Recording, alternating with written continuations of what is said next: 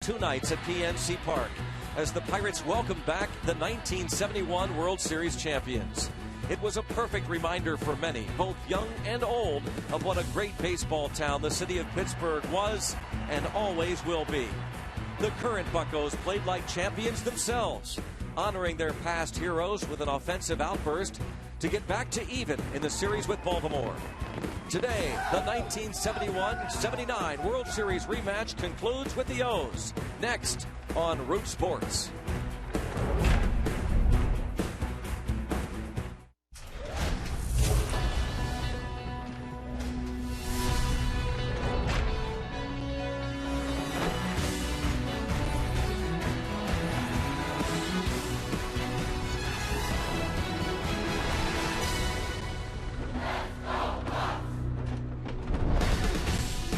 Interleague play continues as the Pirates host the Baltimore Orioles in the rubber match of a three-game series here at PNC Park. Boy, the electricity was in the air last night. It's a great day for baseball today. Pirates hoping to come away with a series win. Greg Brown along with Bob Walk. 15 hits last night en route to a 9-3 win in front of nearly 34,000 fans. Pirates were playing some inspired baseball last night. That's definitely how you celebrate right there. You come out with a big offense. Not really a lot of home runs, but they were very efficient. They got all the hits they needed. They played the offensive game to perfection, and it wasn't all about offense. They were able to play some good defense. And Garrett Jones getting a rare start at first base. Came up with his big hit, even drove the ball deep into the gap in left center, which is a good thing to see. Here's some of that good defense I was talking about. Garrett Jones again at first base, ranging far off to the bag, and then going out into right field to catch a little pop fly. It was Garrett Jones just everywhere. He'll be out there again today, by the way, against a left-handed starter. For the Pirates on the mound, it's Kevin Correa looking for a win at home. Yeah, he's got to get it going now at home. This is going to be an important game for him. The Pirates will face left-hander Zach Britton, and again trying to come away with a series victory at PNC Park on a Wednesday afternoon. All coming up on Root Sports next. Do it.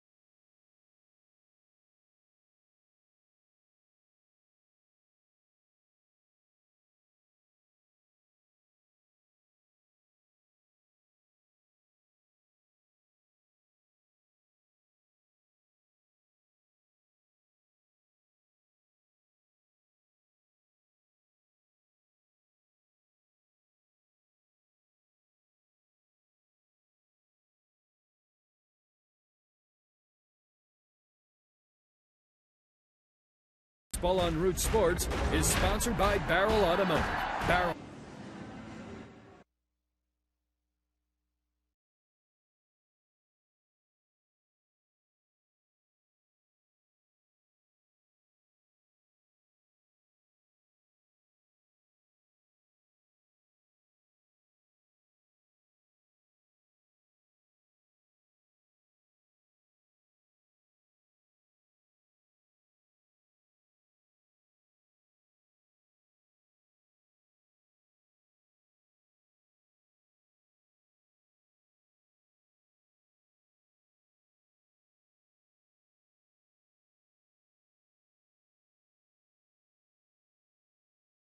By Barrel Automotive, Barrel.com, definitely worth the click.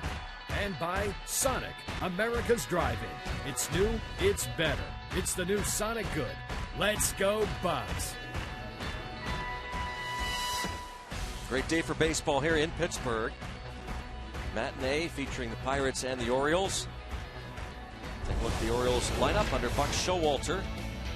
J.J. Hardy, Nick Markakis, Adam Jones, 1-2-3. Derek Lee hits cleanup. Matt Wieters, switch hitting catcher, bats fifth. Luke Scott in left.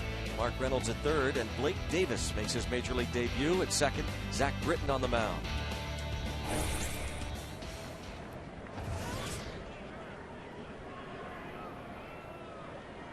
Correa's first pitch, a strike to J.J. Hardy. Correa always throwing a lot of strikes, that's for sure. He does not walk too many people. 22 on the season. Very good numbers. Popped up toward the seats. Garrett Jones maybe with room. No. Not close. This will be Kevin has gone through his longest stretch without a win. 3 starts. This will be his 4th shot at trying to put up a number 9 in that win column.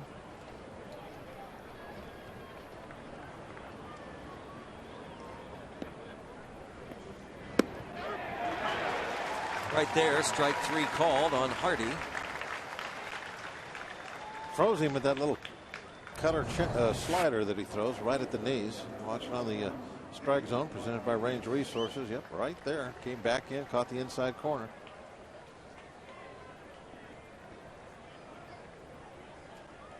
You see the little bit of side spin on the ball that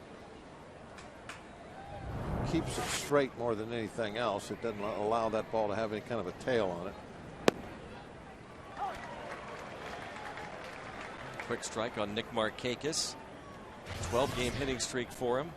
1 for 5 in last night's game. 3 for 5 in the opening game of the series.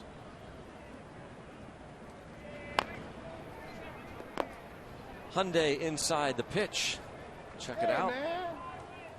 See what Bob has to offer. Well, we talked about the home numbers in the very beginning. It doesn't make any sense. This is a great ballpark to pitch in. He is having a solid year. Why are his numbers not good here at home? That's going to end today.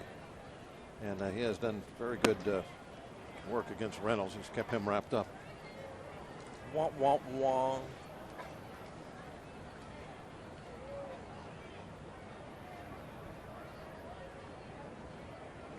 Three long balls and 17 Ks. That's Mark Reynolds for you.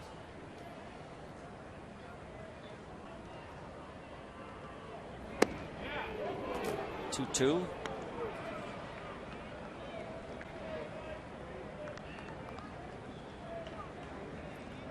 Markakis has scored 3 runs in the series.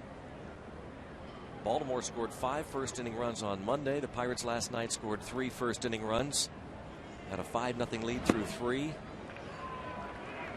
now 3-2 on Markakis. Watching him hit that first game, really looks like he's very accomplished at going toward left center. He's got that real nice swing for that.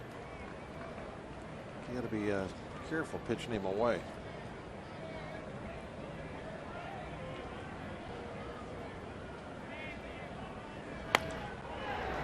Just over the outstretched glove into the right field corner. A 1-out double for Markakis.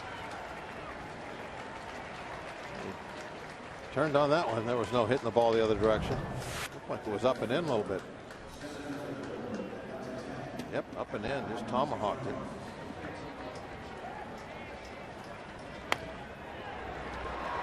No thought of hitting the ball the other way. Obviously, though, you're not going to hit this one the other way with any authority when it comes up and in like that. You might fight it off, a little blooper that direction.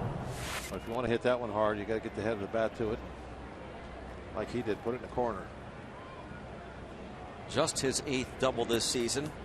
Markakis coming off 4 straight 43 double seasons. 3rd player in big league history to accomplish that feat. Strike is called on Adam Jones. Boy, he made a fine catch on a drive into the notch by Garrett Jones last night's game.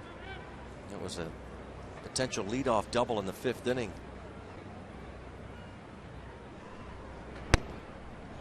And that was right after Adam Jones had homered with a man aboard in the top of the 5th to make the score 5-3. The Pirates were looking to add to the lead in the bottom of the 5th inning. Garrett Jones hit that drive to the gap in left center. Adam Jones made that fabulous catch.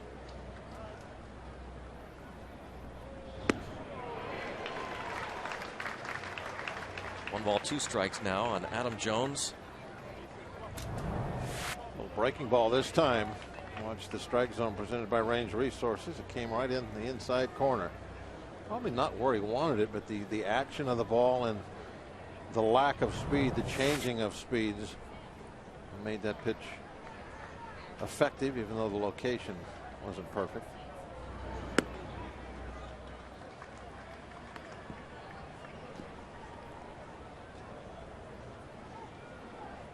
Two and two.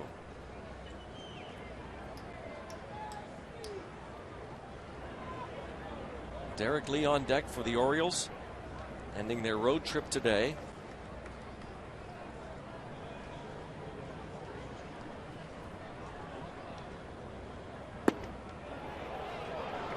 An appeal, but Mike Everett says no. That was a little optimistic on McHenry's part. See that bat didn't get out there very far at all. Didn't Adam Jones do that last night? Same thing. Yeah. So, yeah, the batter. Ask him. Go ahead, ask him. He'll tell you. I didn't go. He went there. Second strikeout. I don't think this was the fastball. I think that was that little cutter. That's not really a good spot for it. Belt high and down the middle, but you know, that's a test of the character of the pitch. If you can throw it in a bad spot and get away with it, hang one every now and then the pitch has got something going for it. Strike one on Derek Lee. Every time you hang one, it gets hit over the fence. That pitch isn't worth much if you have to put it in the perfect spot every single time for it to be effective.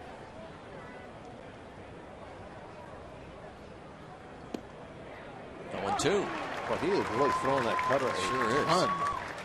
That's been his main pitch here early on. Just off the plate, just a little bit, but got the call.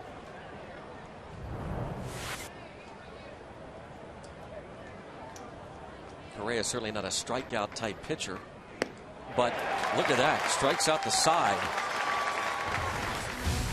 A 1-out double. Back-to-back Ks. Bucks come to bat.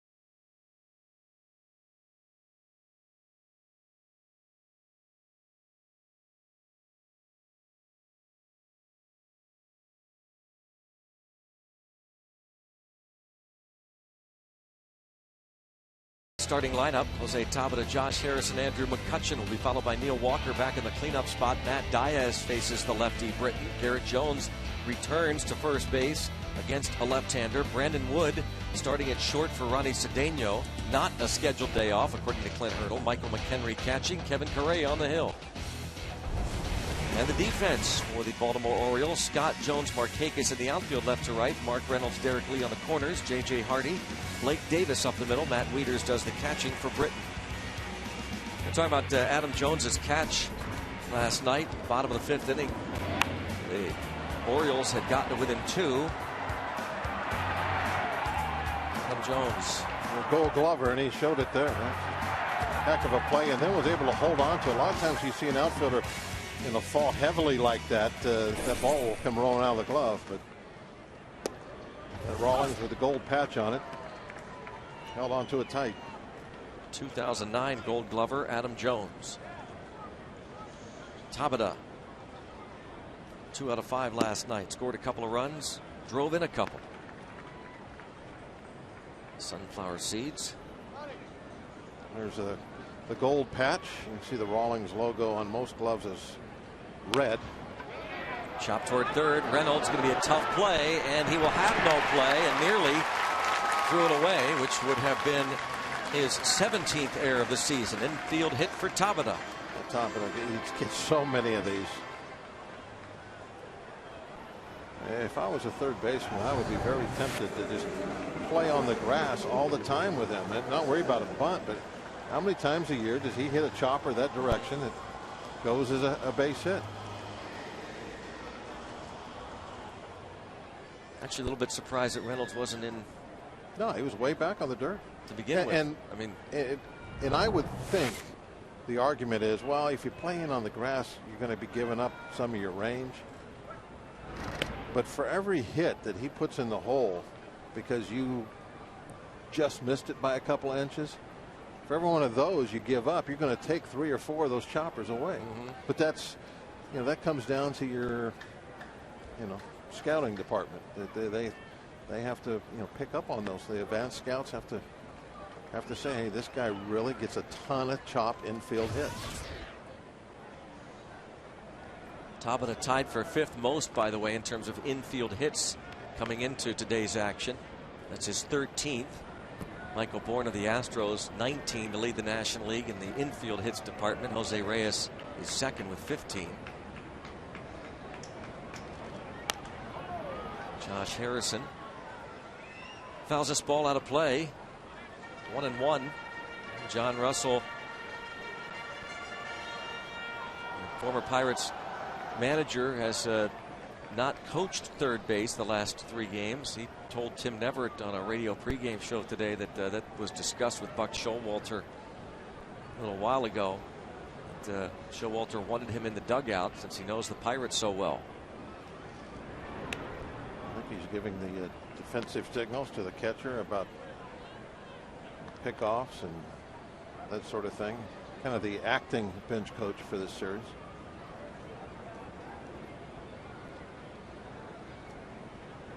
One ball, one strike. And a bunt by Harrison. Going to be another tough play. No play.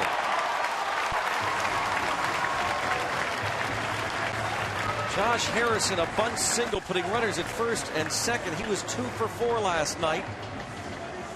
He has been a nice little addition to this Pirates club. It's something that the Pirates have really gotten good at this year, is that just because they give themselves up, sacrifice bunt, doesn't mean that that's what happens. They've got team speed. They lay down a bunt like that, challenges the defense, and in this case, the defense came up short, not far enough in on the grass to take away that bunt. McCutchen, who bunted last night in the first inning. Both corners are in, and that's fouled into the seats behind the first base dugout.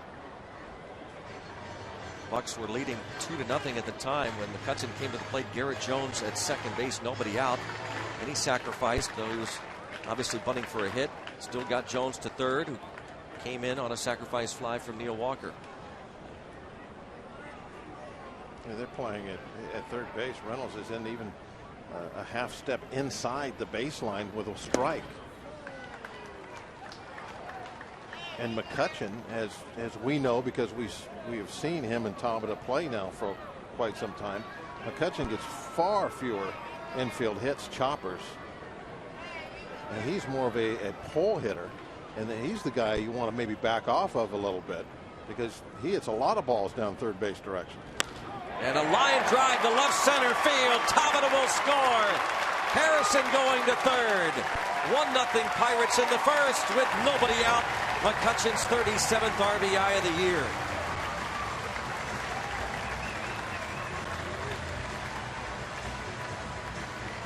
And how did this get started? The swinging bunt, and then the actual bunt. And you see that ball in the strike zone, pretty much right down the middle, and it's tattooed.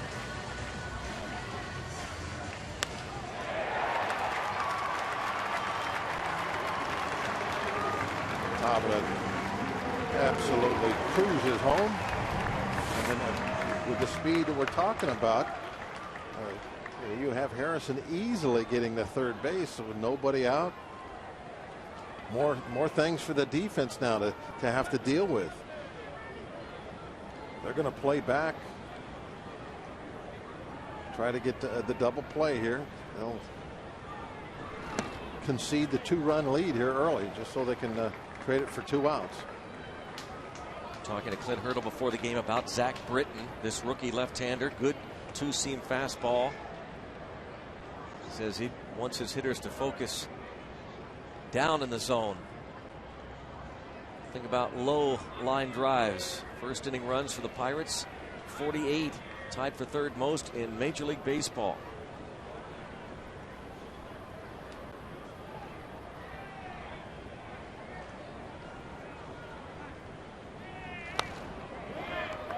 One and one on Walker. Matt Diaz on deck. Walker with 49 runs batted in, tied for 7th most in the National League. One area, well, he's always looking to improve, but his batting average against lefties, he's hitting only 198 versus southpaws. Switch hitting second baseman Neil Walker.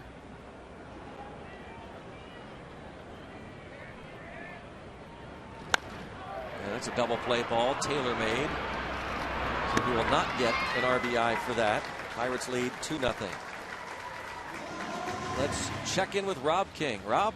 Greg, thanks very much. Last night, Andrew McCutchen batting clean off first inning. He lays down a bunt with a runner on second and nobody out.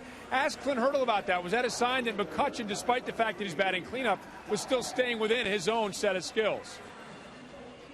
He was on base, as you said, all night long, with the exception of the first at bat, and that's one thing that he's growing into. Not getting outside himself, not chasing balls when they're not throwing him strikes, and trusting the guy behind him in the lineup. So it's good to see. It's very good to see. Impressive stuff out of Andrew McCutchen, and the Pirates striking early today. Thanks to McCutchen, they've got a lead. Second inning coming up, and we return right here on Root Sports.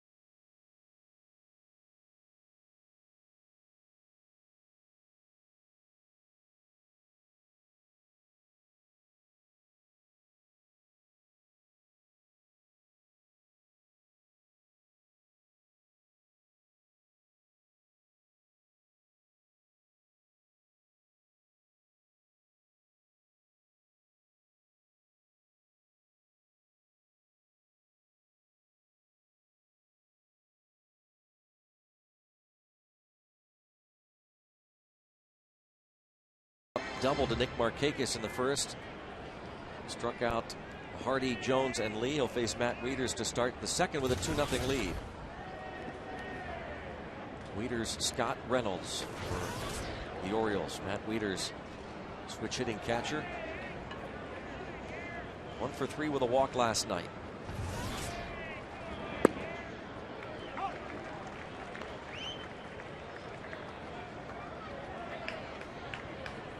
Let's see if Correa stays with that little short cut slider of his favorite pitch in that first inning. And he starts off here with a looks like fastball changeup.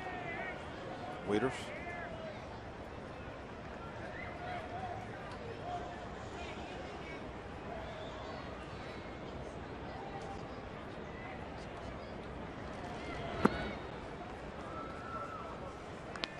Two and one on Matt Wieters.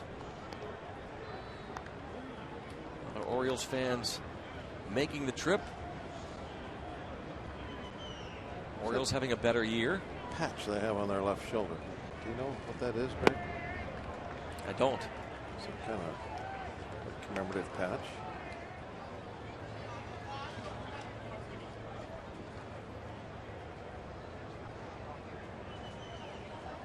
Just says Orioles baseball. Spiff things up a little bit. Foul out of play. The flag of Maryland and incorporated into that patch. Thought maybe it was a commemorative patch for their World Series loss in '71, 40 years ago. I'm surprised they don't have one of those. Yeah.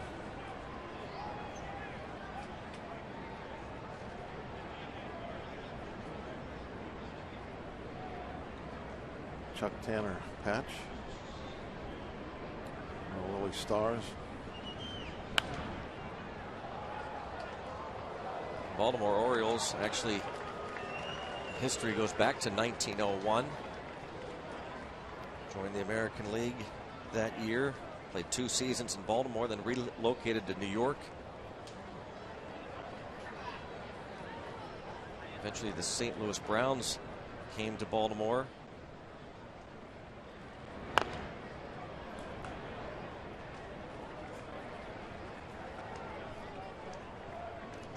Great history of baseball in that city. Speaking of history, Steve Blass relaxing today, back at work after having some fun with his buddies. Really all weekend long into Monday and Tuesday nights. He's got more work to do tonight. Into center.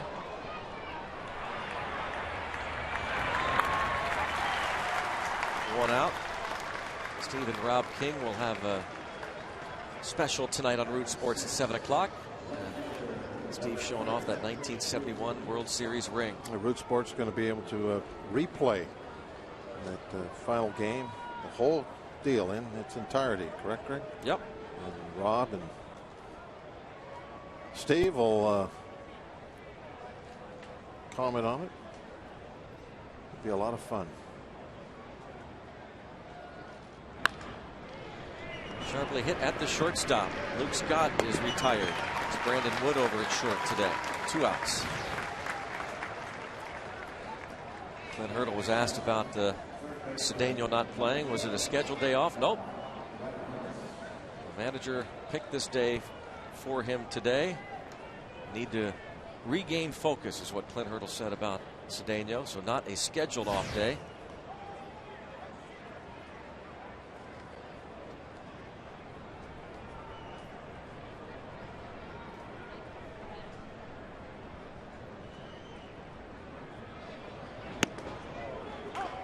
Strike on Mark Reynolds.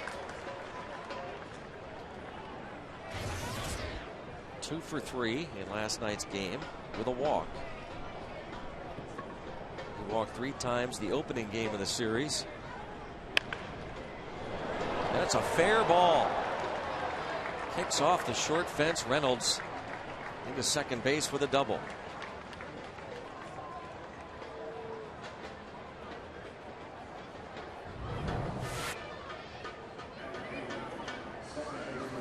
I think that was the cutter, looking at the spin on it with the AGH cam. That was a case of a cutter in a bad spot, and it did get hit hard.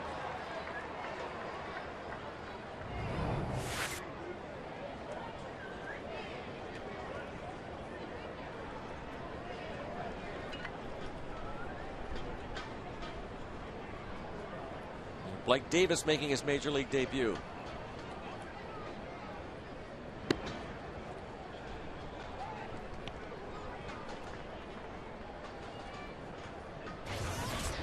First 2 games of the series, Robert Andino started.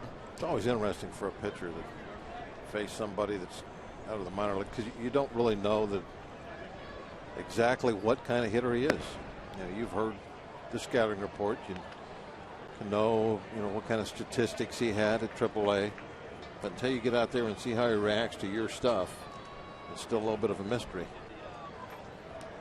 4th round pick 5 years ago by the Orioles.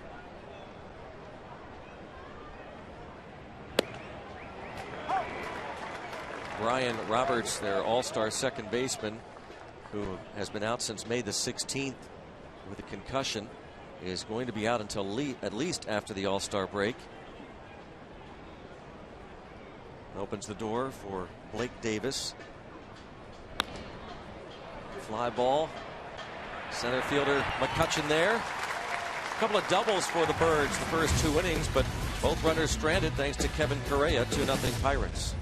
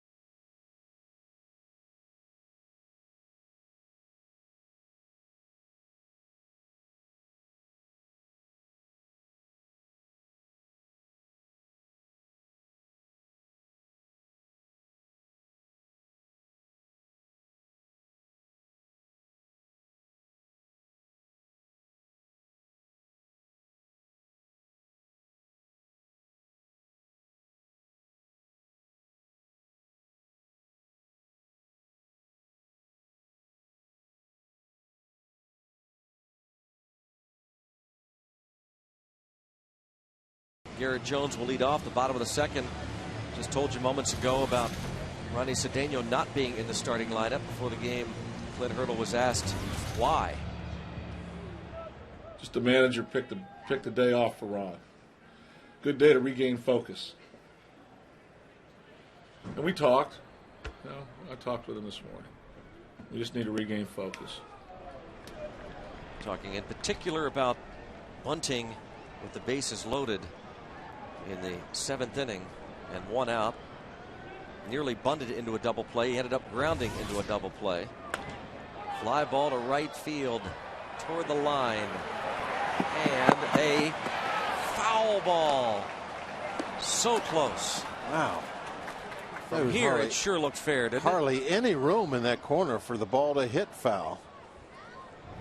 That line gets right up next to the fence.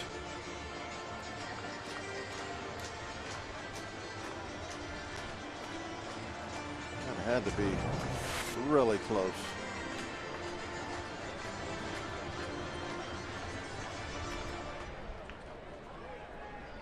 It was kind of funny. It looked as though Markakis turned and pointed toward fair territory there. And a strikeout. Garrett Jones. Wants Here's a to better see if we look, can huh? see where the ball lands. Yep. No, it was too late. Watch Markakis. It's fair ball. Yeah, I think he had both hands up a little bit. No, he was pointing toward fair. He yeah, thought it you're was right. a fair yeah, ball. Yeah. That's why he was just letting it lay there. Yeah. To make sure everybody knew that the ball's fair. Like Adam Jones checking on the check swing. Yeah. Did I go? That is kind of, I've never seen anybody do that. Check it. Did I go?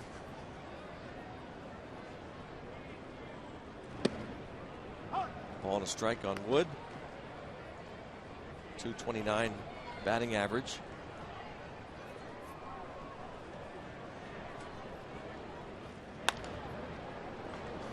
J.J. Hardy. And 2 outs. Britton getting these early ground ball outs. Left-hander 6-4 on the year, a 3.10 ERA. He's done good work for the Orioles as he faces Michael McHenry. Britton, 23 years old, from Panama City, California.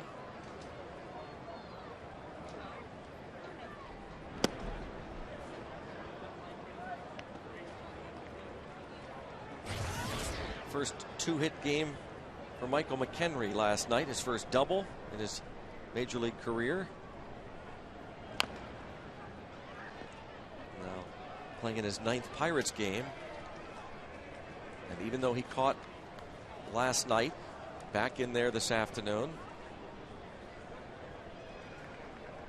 We asked Clint Hurdle about that. He said we got the day off tomorrow. Yeah, a lot of times you'll give a catcher a day game off. Hardy throws out McHenry. 1-2-3 inning for Zach Britton as we move to the 3rd inning in Pittsburgh. Pirates lead the Birds 2-0.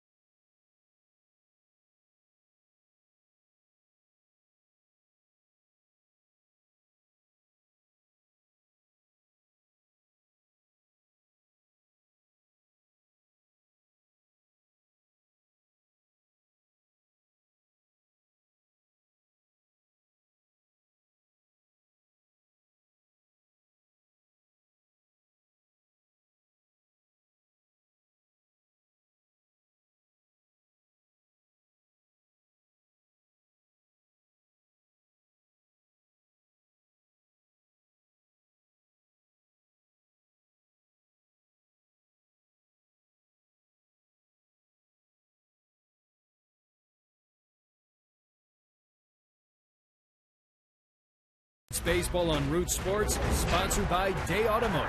We're going to make your day. Let's go, Bucks.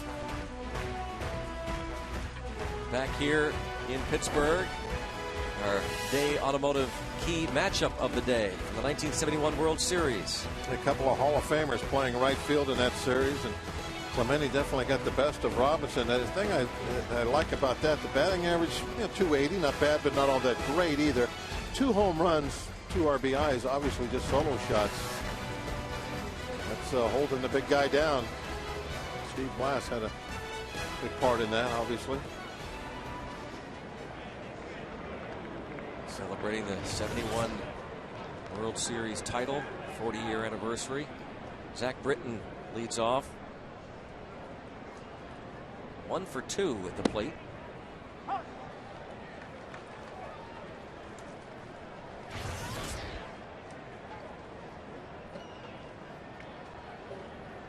Last time out for Britain, he faced the Washington Nationals, got that hit, and he's 2 for 3.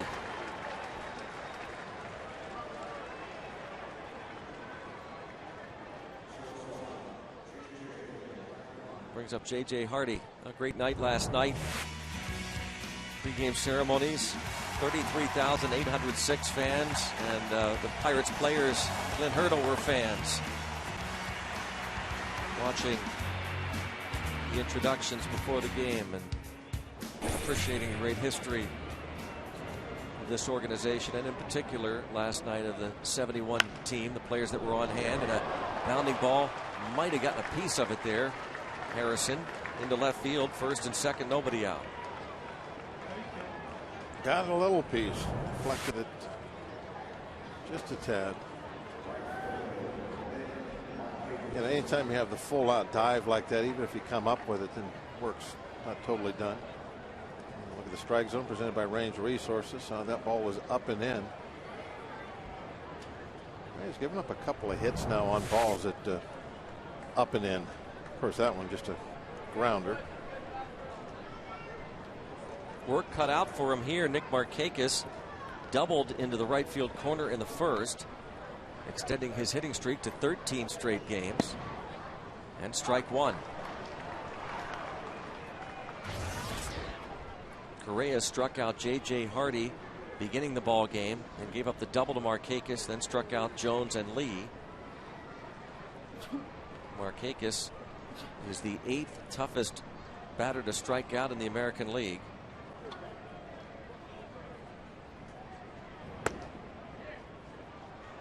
One ball, one strike. It goes the other way well. He chokes up a little bit on the bat, so he can be quicker with it. Wait just a little bit longer to make his decision whether to swing, which helps out in not chasing bad pitches.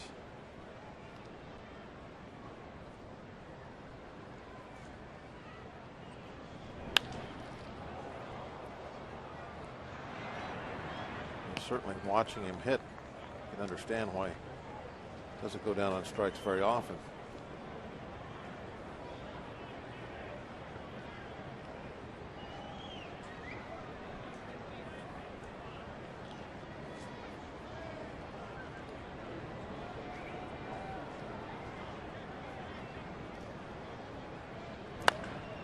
And line to right.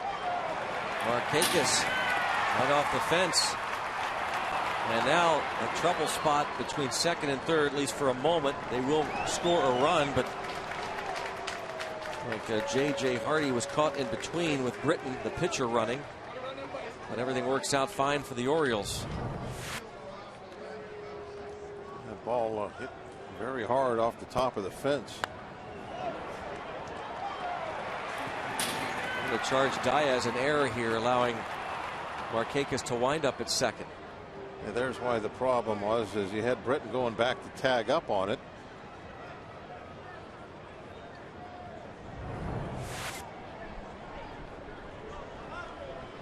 Hitting an RBI for Markakis, going to second on the E9.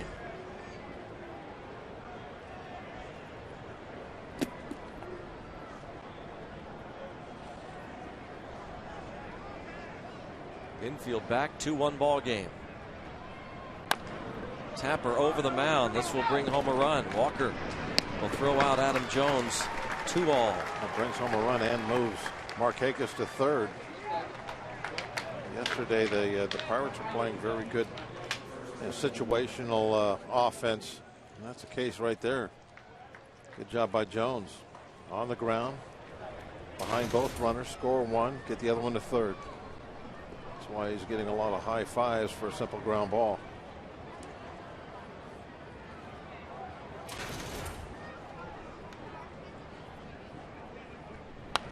Infield in, Derek Lee at the plate.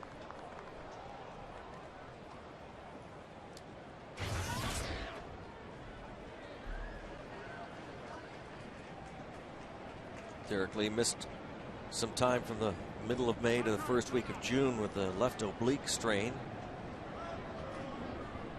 Signed as a free agent over the winter. Split last year with the Cubs and Braves.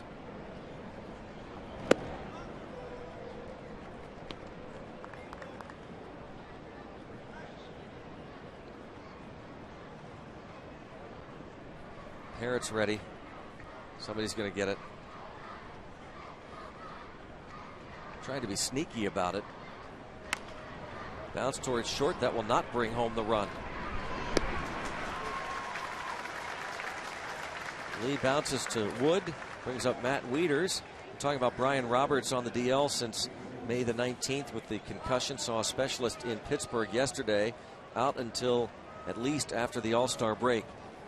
Allegheny General Hospital Sports Medicine, the official medical provider of the Pittsburgh Pirates, providing us with that injury update on All-Star second baseman Brian Roberts. He missed 103 games last year with a herniated disc in his back. Suffered that concussion sliding headfirst into first base back in mid-May. They won't be doing that anymore.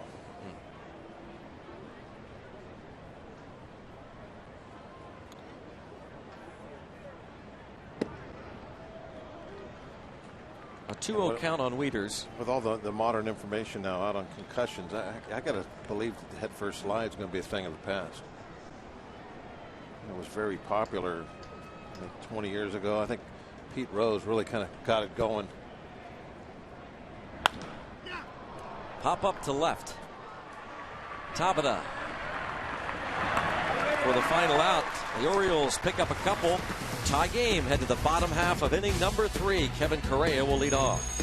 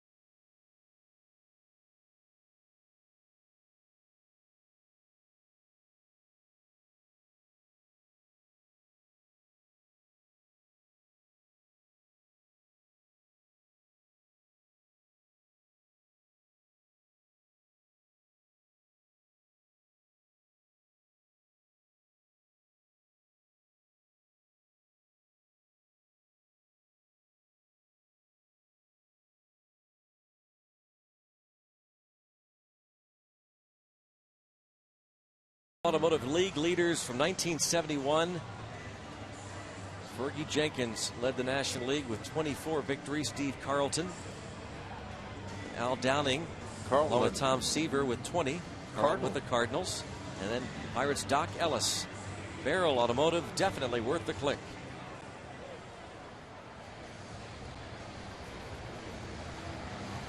Zach Britton will face Kevin Correa. Correa did a nice job to not let that third run score. Less than 2 outs. Correa 1 for 29 at the plate. One hit, a double.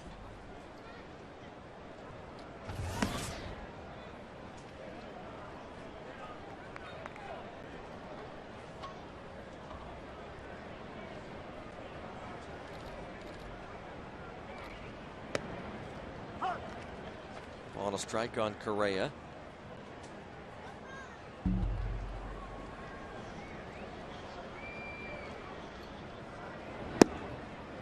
Two and one.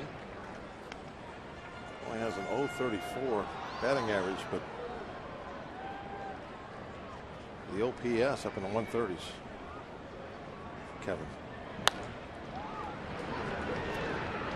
Davis 4-3 on the putout.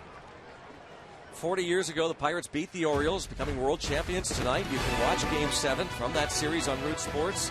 Join the winning pitcher, complete game victory, Steve Blass and Rob King. The rebroadcast of the 1971 World Series Game 7 tonight at 7 on Root Sports.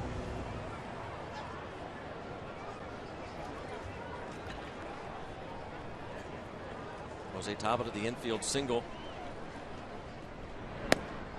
And looking as if he might bunt, takes a strike. Yeah, this time Reynolds in on the grass. Take the bunt and that chopper away. He's standing in a little cut of the grass right now. As the pitch goes home, most infielders will take a little, at least a half step forward. And now with 2 strikes, he's going to move way back. But still,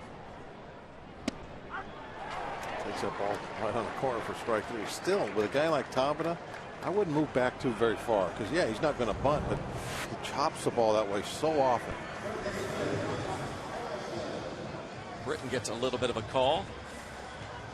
Yeah, for me, that's as a pitcher, ex-pitcher, even though the box doesn't light up on the strike zone, I still want that to be a strike because it looked like it just nicks the corner. That would be what you would call on the black. Harrison, bunt single in the first.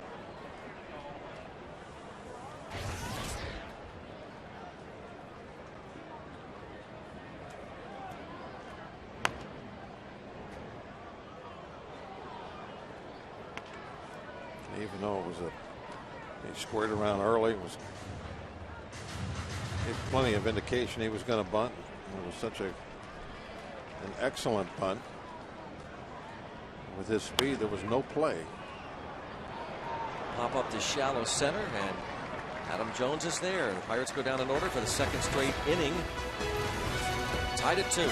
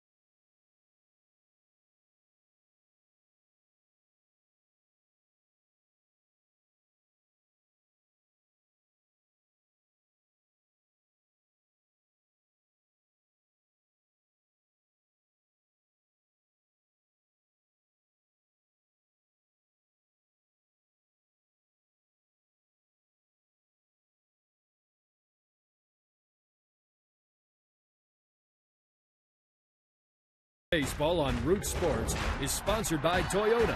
Buy right the first time and save more. Visit your local Toyota dealer for details. And by AT&T. Let's go Bucks. Trivia question today brought to you by AT&T Mobility. Who led the Pirates in RBIs during the 1971 World Series against the Orioles? Is that as easy as I think it is? Can it be anybody but Clemente? Well, he had 4. Oh, that's right. Yeah, so I guess it wouldn't be. No. I just figured runaway MVP.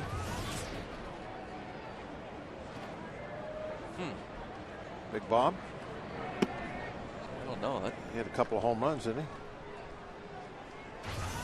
I know he hit that one on the controversial. Did he get a bunt sign or not? He had 2 in the series, I believe, in the World Series. Right, 4 in the National League Championship Series. Line drive for Luke Scott. Begins the fourth inning. So there's 3 RBIs right there. There's the one with the bunt. Clemente was on second base. I don't know if the other one was a solo shot or not.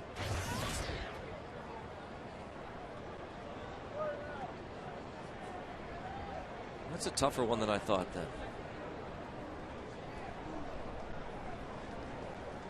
Could be Blas. He had 2 complete games. That's a lot of at bats. Yeah. Might have to guess Steve. Good guess. I'll go with that. And you know, he was the runner-up in the voting for MVP. So maybe he did lead the team in RBIs. I'm guessing Steve Blas. Yep. Like you're thinking.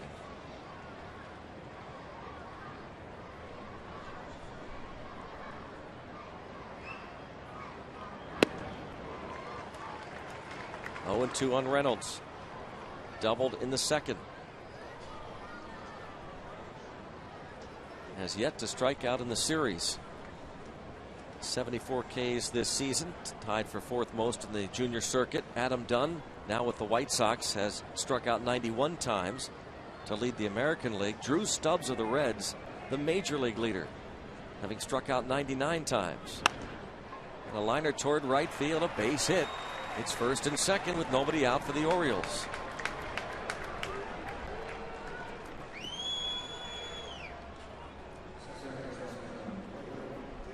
Bucco fans, we want to hear your questions about the game. Bob Walk might even answer it on the air, so text the keyword booth followed by your question, your name to 412-412. Message data rates apply. 412-412.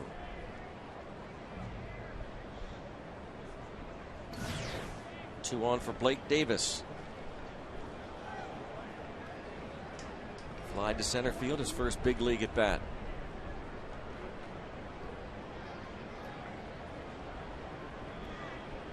Seven hits now for the Orioles. Correa's still having a tough time here at PNC Park.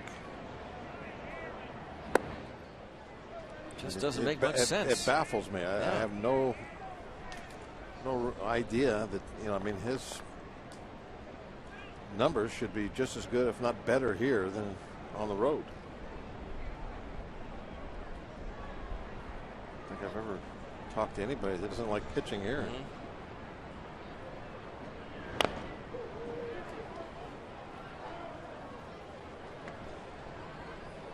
Kevin Correa, the former Giant and Padre, signed a 2-year, $8 million contract with the Pirates this winter. Drafted by the Giants in the 4th round of 2002. Spent parts of 6 years with the Giants. Ball hit well to left center. McCutchen has it. The runners will move up perhaps 90 feet. Yes, they will. Mark Reynolds makes the dash from first base. Luke Scott moves to third. And goes in head first. All hit pretty well. Everybody is going back right now, tagging up. Good job by McCutchen realizing that second base is definitely the way to go with that ball.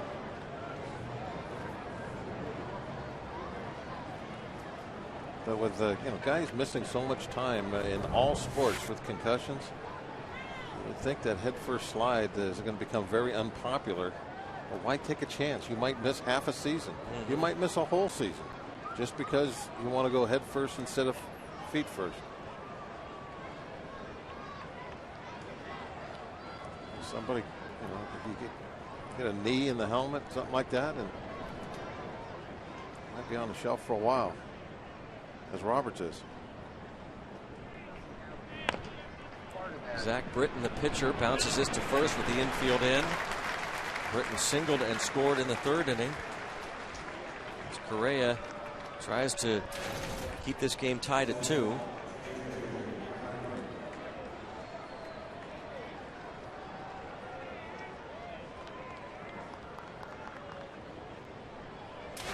J.J. Hardy scored on an Adam Jones ground out.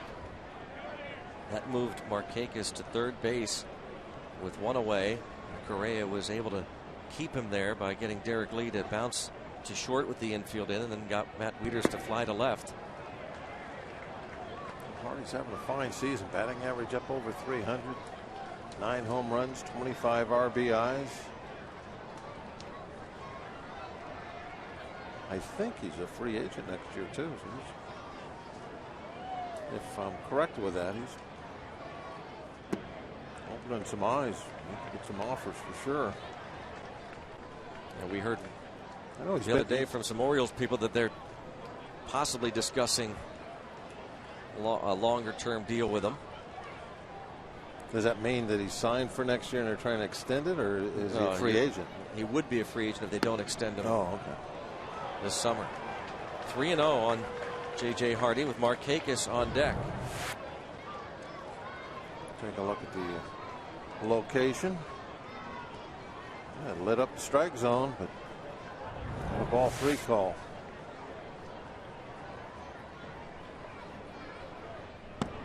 That's right there.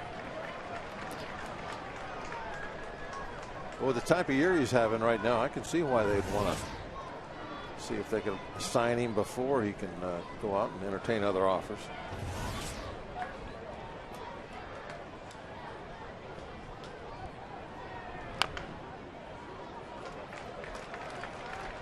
Shortstop, kind of a thin position in baseball right now.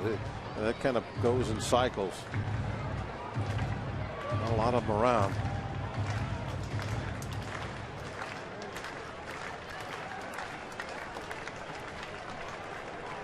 Ronnie, the day off on the bench.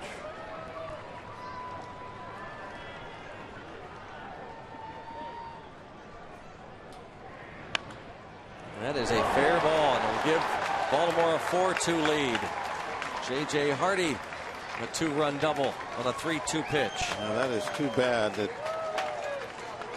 you think you might get off the hook because you have the pitcher hitting with the infield in, and he does hit a ground ball right at somebody. So now everybody can move back, and you think you've escaped. Another one of those up and in pitches that goes for a base hit.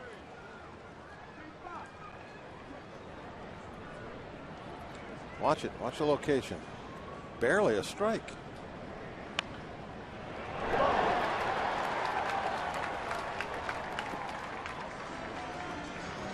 Gives Hardy 27 RBIs as Ray Searage pays Correa a visit.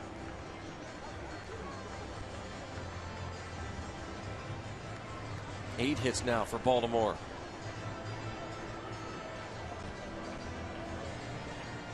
Hardy 2 for 3. And that gives him 6 hits in the series. Homered last night. Former Brewer J.J. Hardy at second with 2 outs for Nick Markakis, who has doubled and singled off the Clemente wall in right.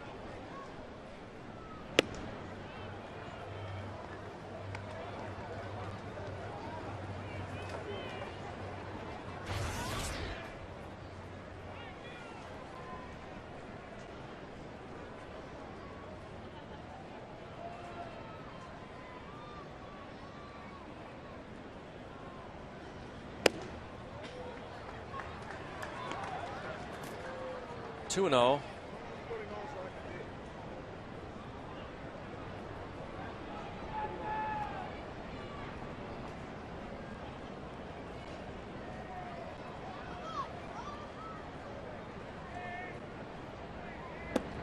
Not close.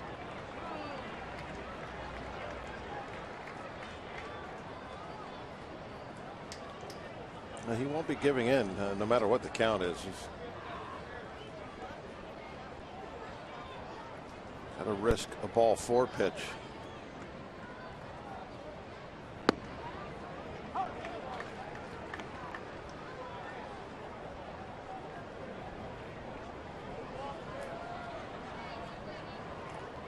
Just can't understand why Kevin struggles here at PNC Park.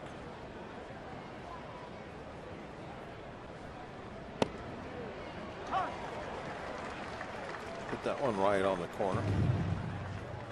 Good 3-1 pitch.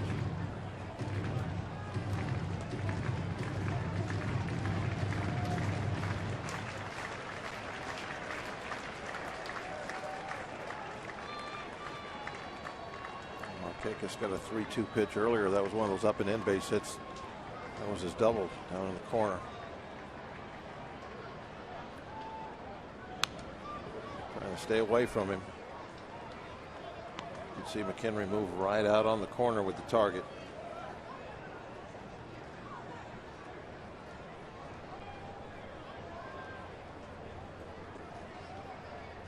Full count.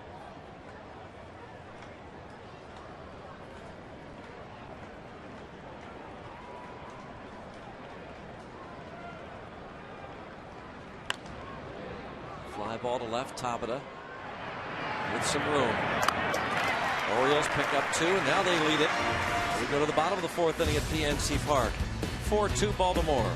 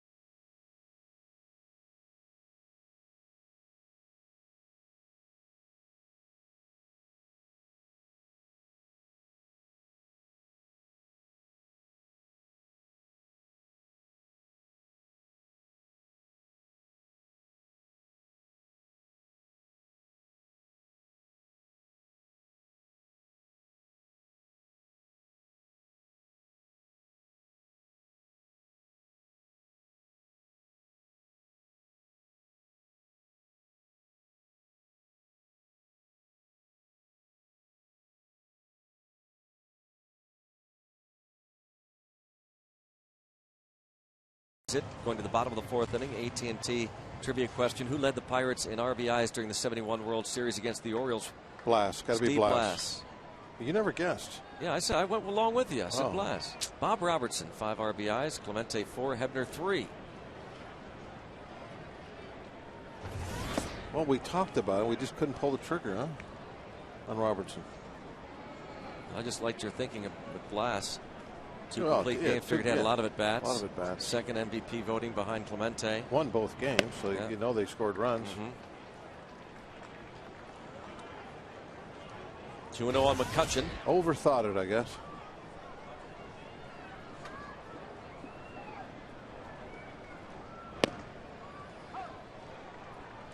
.37 RBIs now for McCutchen. Walker to follow.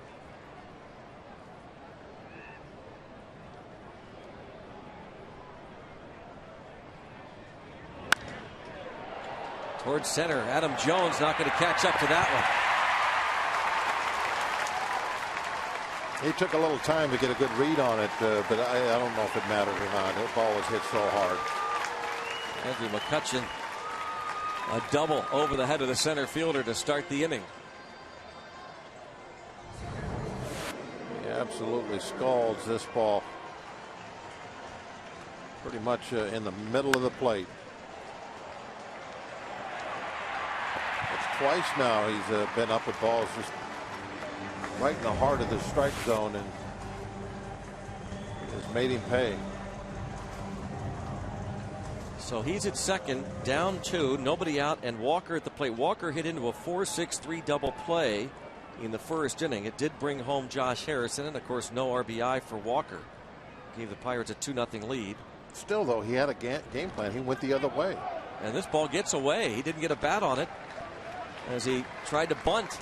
Moves the runner up 90 feet. Thank you. I think he pulled the bat back. I think it's even going to be a Oh, ball. Man. Well, maybe they did. It was a ball on the strike zone. Yep, they called it a ball. Oh. Nice. Wild pitch. Infield conceding a run. But he went the other way on that double play. He wasn't trying to pull it. And most of the time you go the other direction, you're going to lift it in the air. That time he didn't. And still got the run in, though, even though he had to trade a couple outs for it.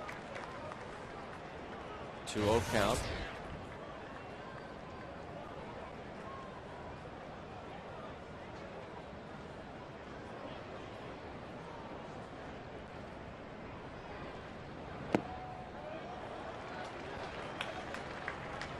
Three balls, no strikes. A good cover story on Neil Walker in the Pirates First Pitch magazine that was passed out here at the ballpark. Fouled out of play. It's 3-1. He had the green light. But Walker tells writer Jim Lachima about this year and how much more comfortable he feels this season and how comfortable he has felt going back to his high school days at Pine Richland, being a leader at any level, any sport.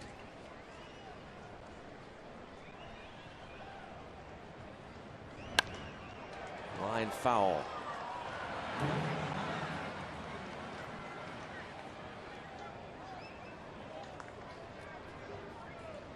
Says he feels that the leadership a big part of his game, and that the veterans on the team, guys like Lyle Overbay and Matt Diaz, they don't have a stare down type of mentality when a guy like Walker or McCutchen says something.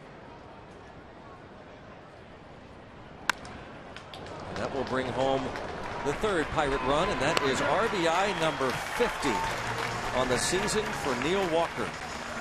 5-0. You know, and I don't think Neil's leadership is the type to where he's like a cheerleader. It's lead by example. When he's doing interviews, it's all about we. It's all about the team. No matter how well he is done, and McCutchen does the same thing. He always brings it back to the team. It's not about them individually. That's leadership. Diaz, a line drive base hit. Talk about 50 RBIs. That's a all-star quality half season so far for Neil Walker. And of course, Andrew McCutchen having a great year. Voting still open for the 2011 All-Star Game in Phoenix. Help send your favorite Pirates to this year's All-Star Game. Vote up to 25 times at pirates.com/vote. Visit pirates.com and cast your ballot. Do it now for your 2011 All-Stars. Vote early, vote often. Vote right now at pirates.com/vote. You know, like that first at bat, I was talking about how he tried to get the ball the other direction. He had a nice open hole on that side. Try to lift it in the air, get it to the outfield. And that's playing the game the right way, not swinging from your heels. You know, with that runner at third base and one out, trying to hit the ball out of the ballpark. That's leadership. The guys on the bench see him, the way he plays, the way he approaches each bat.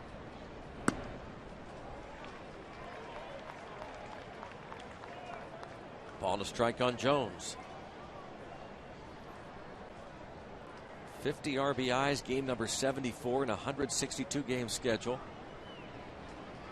That he and McCutchen both are just the perfect two players to build a team around. Their attitudes, their character. Couldn't ask for anything more out of two very young players that have the talent to be here for a long, long time.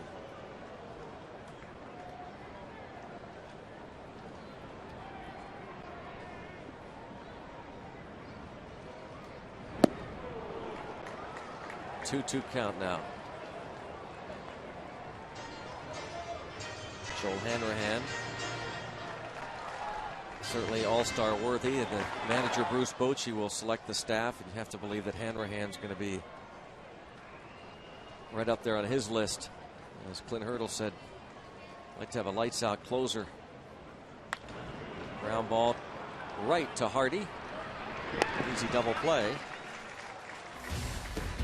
Another McCutchen double, a wild pitch, and a ground out. Makes it a one-run game.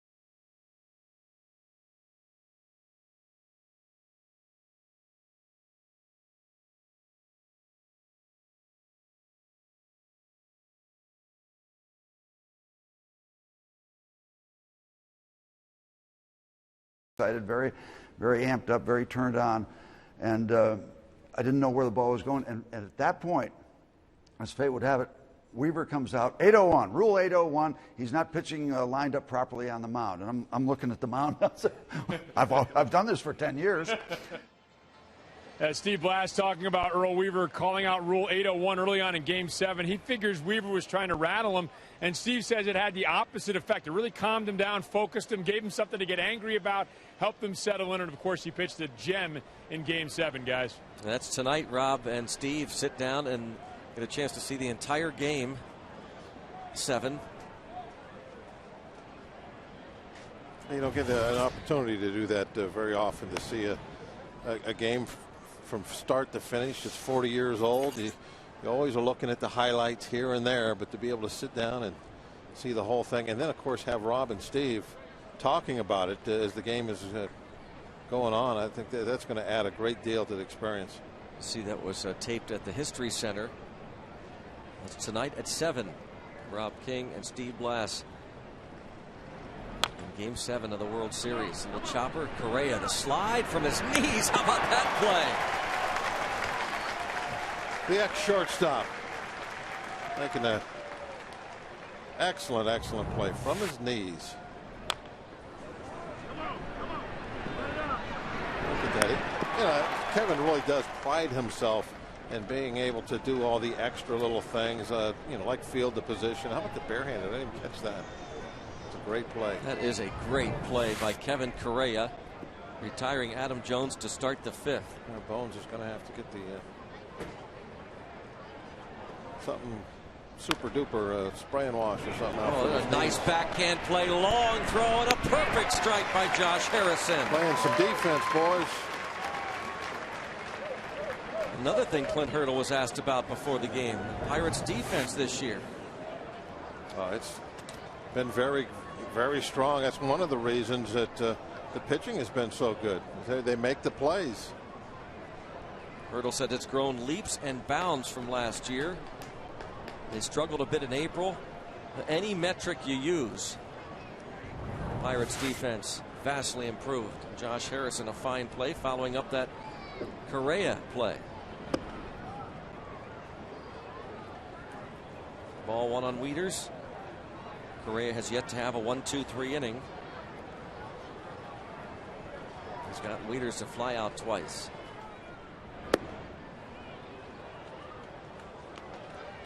2-0 count.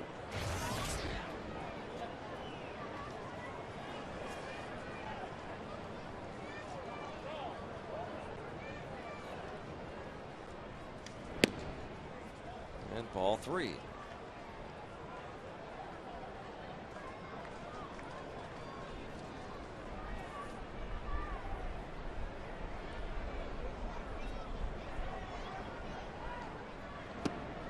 A 4-pitch walk. Well, Steve Blass talking about Earl Weaver coming out early, Game 7. You'll hear more about that tonight at 7. 801. Rule 801 says he's got to pitch from in front, on the rubber in front, and not on the side.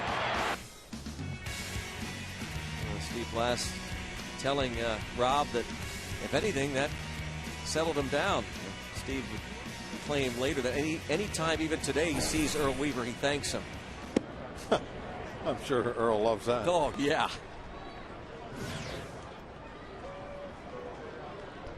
He just 801, he Steve. just saw the 801. video. He loves talking about that. He really 801. does. Thank you, Earl.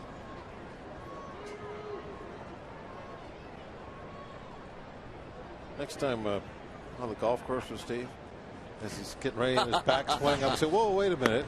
801, 801. Pull the golf book out, right? 801 says right here. I have to make up some kind of. Well, now that has happened, by the way, when we have. A couple of things have happened with Blass when we've been golfing. With number one, he sometimes disregards the honor system. Oh, for sure. All right. Yeah. He'll march right up, put a that lot of things. tee up there, the tee box. And it does not matter whether and it might you be a or little, I or anybody else might be beat him the previous hole. And it might not be. It could be a little too exactly far right. forward. I was just going to say that doesn't too. exactly stay behind the little. What do they call those? The ball. What are those things called? Tee markers. Tee markers. Yeah.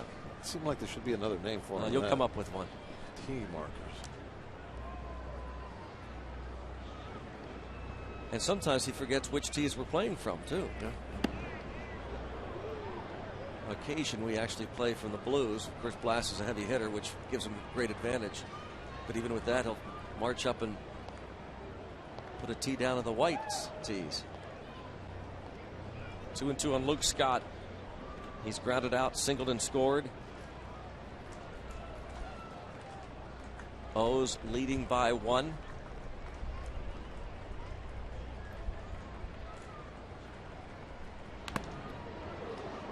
Next time we're out there, I can't wait to pull out 801 on him. I'll have to say something's wrong with where he's standing.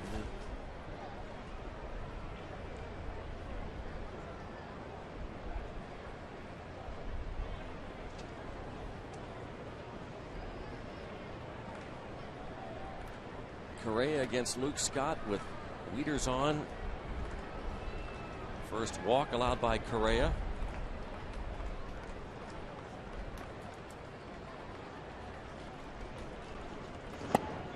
Foul tip, strikeout. Of course, last night Steve Blass threw a strike to Manny Sanguillen in the pregame.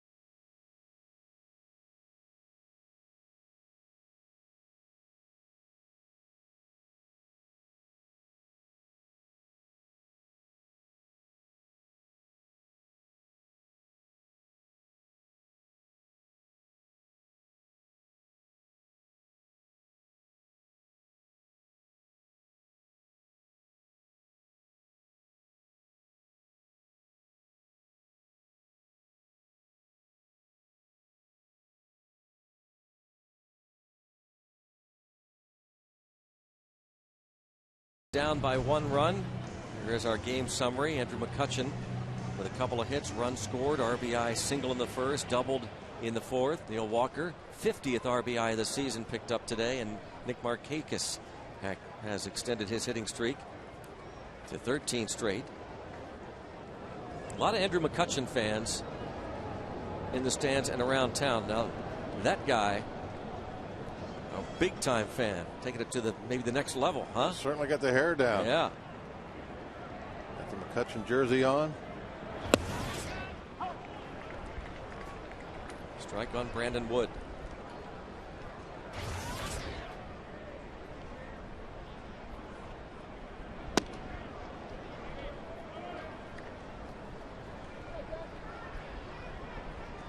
Bottom of the fifth, bottom third of the order. Wood, McHenry, then Correa.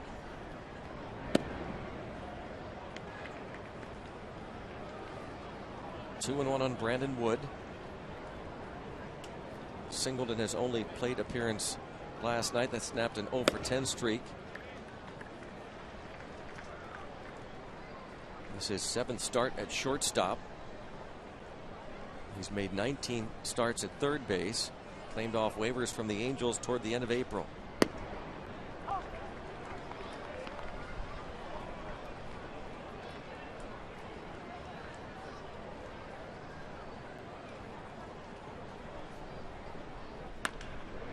Ground ball, base hit.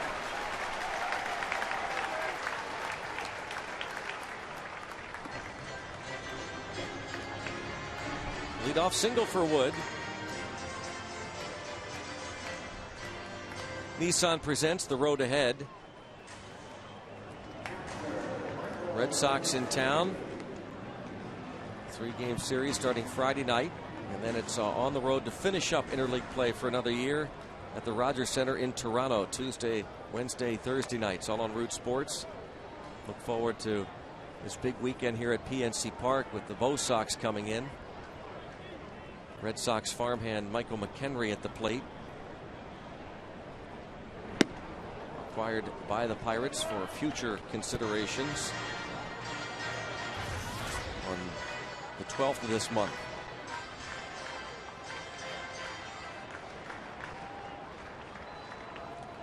Came right in and pretty much took over behind the plate.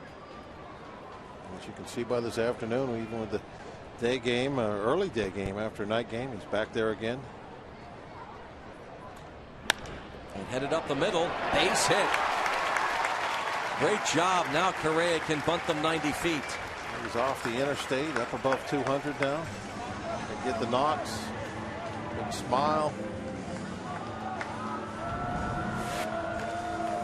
Confidence maybe starting to grow a little bit offensively with 2 hits last night. And as you just pointed out, that's a big base hit to get right there when you can now have your pitcher hitting behind you, can come up with nobody out. Big hit. Now he can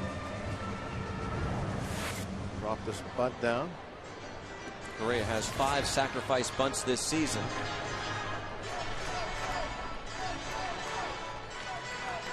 And that leads the Pirates club. Look at the defense. Look at the shortstop. Wow.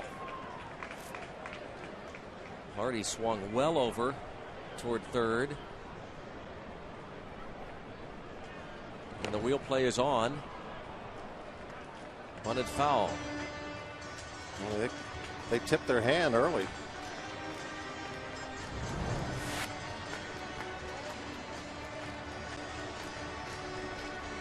What do you want to do here as a batter, Bob? Swing. Well, the infielders are. You have the middle infielders running to the corner infielders crashing down on you. There's nowhere to bunt the ball. You have to swing. And hopefully just hit a little weak ground ball out toward the middle somewhere, because there's nobody out there.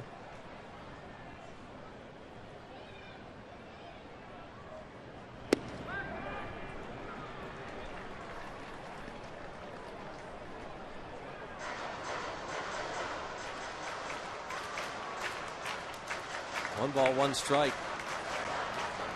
Nick Leyva, third base coach, he was not swinging Correa, but took a ball, 1-1.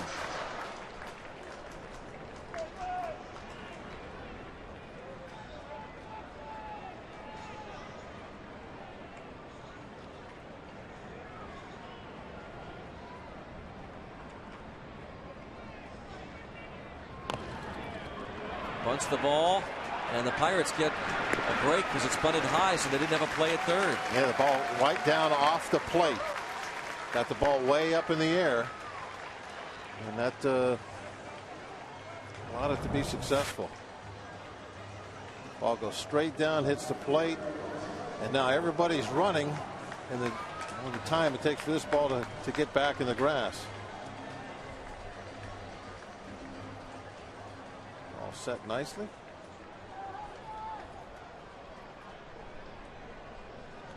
If that ball wasn't bunted high, they're going to have a play at third. And always a possibility of a double play with a pitcher running too. So second and third, one out. Tabata. What you could really see from that replay is why you want to swing.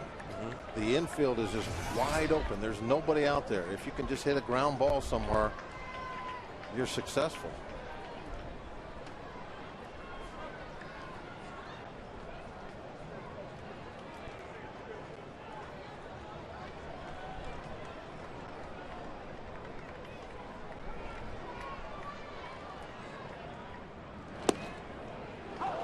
Two. Watch the middle infielders on the replay. The shortstop, second baseman, they are running as fast as they can.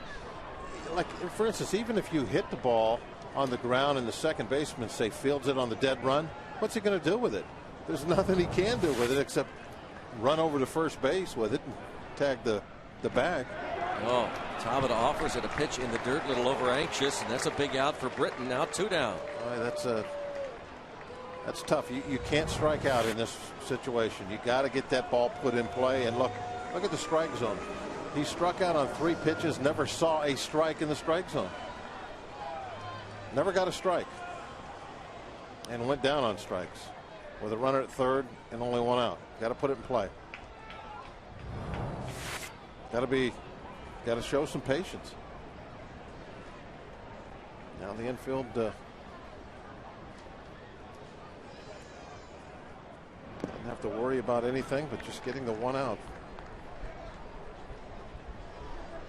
And they were even conceding the tying run, but Tabata now couldn't get the ball put in play. Even put wood on it.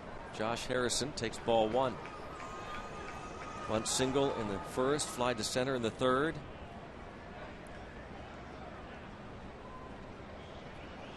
See if Harrison can pick up Tabata and the Pirates. Sharply hit with right at second. Oh! Blake Davis can't make the play, and the Pirates score 2 and take the lead. Thank you very much. They're out of the inning. The rookie, his first big league start. Blake Davis, a big error. Pirates lead 5-4. That ball hit fairly sharply, a 2-hopper, but just right there between the legs. It did not come up. The glove came up, but the ball didn't.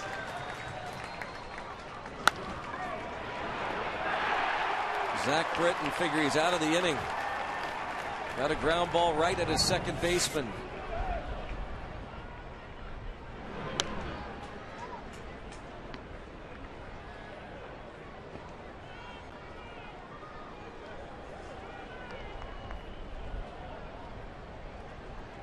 Imagine how tough that must be. A kid making his first big league start, wanting to impress.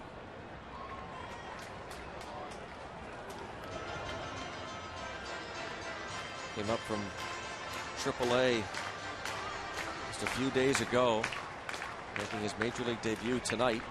You know, Greg, I know that it is kind of difficult, I'm sure, in this situation, but he has played a ton of infield in his life coming up through the minor leagues. And probably at some point he has made that error before. I said today, obviously.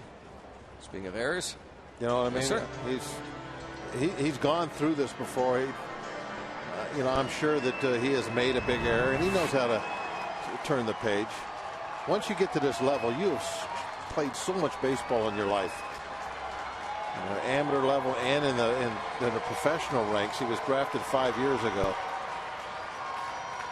So not much of a difference. No, it's the big leagues. Yeah. But you know, if he's a professional, he'll turn the page and he won't let it bother him too much. Yeah, I mean, if he's going to be a success up here, he's got to be able to do that. Right. And I'm thinking he probably, to get to this level, has to know how to handle a tough situation like that, or he wouldn't have got here to begin with. But I liked his the body language afterwards when the ball got back to him. He just got it, you know, got it back to the pitcher, and there was no look on his face like, oh my gosh, look what happened. Oh my gosh. Line drive, and oh, just foul.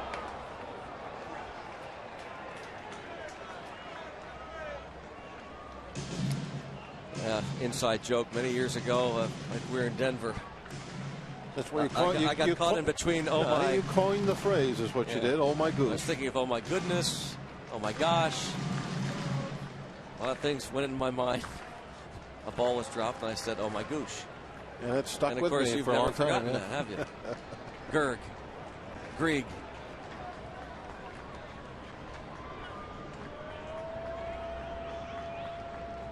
I'm sure that was his first thought when that ball went through his legs. It was, oh my gosh. Yeah. Ball and 2 strikes on McCutchen. RBI single in the first, doubled and scored in the fourth. Pirates get really a couple of big breaks. The fact that Correa bunted right into the wheel play, but bunted the ball high in the air so that they didn't have a play anywhere but first. And then after the Tabata strikeout, Davis lets the Harrison ground ball go right between his legs for an error that brings in not only the tying but go-ahead runs.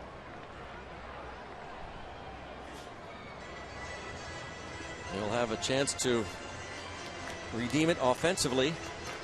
They'll be due up second in the 6th. The Orioles defensively have committed 49 errors on the year. Only the A's and Rangers have committed more. Big part of that is at third. No doubt.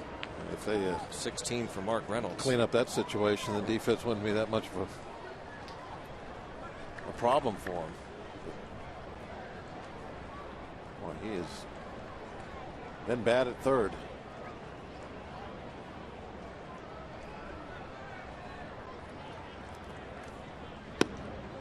Two and two.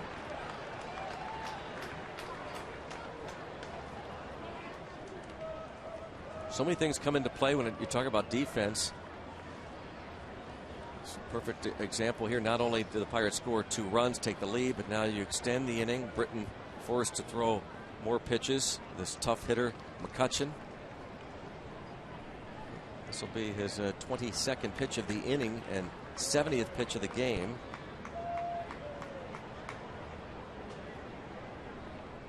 And a foul tip strikeout ends the bottom of the 5th. The Pirates with those 2 now lead it by a run.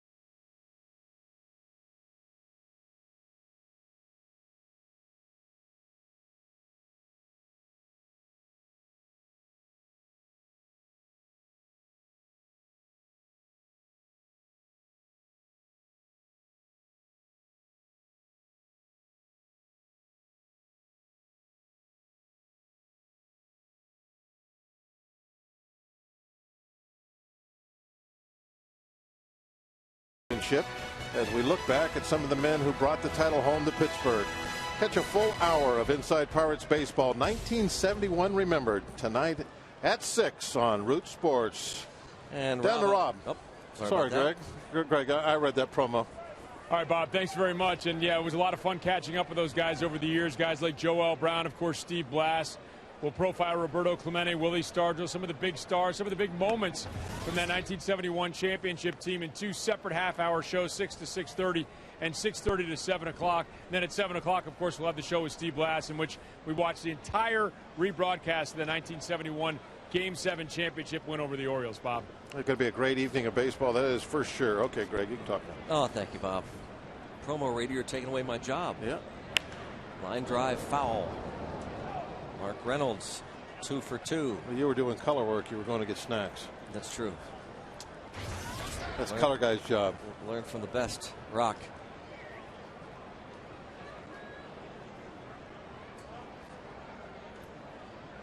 So Correa facing Reynolds, Blake Davis in the pitcher spot. And the line drive to left. Foul.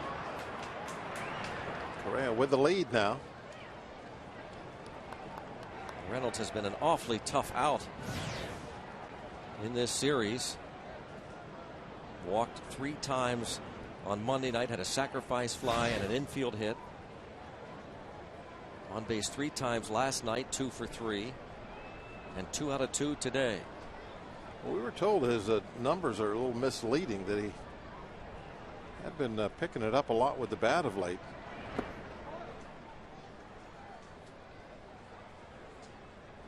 2-2 on the former Diamondback Mark Reynolds. His style has always been all or nothing.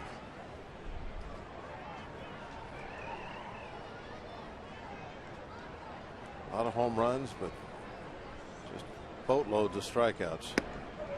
There's the first K of the series for Reynolds, the 5th K of the day for Correa.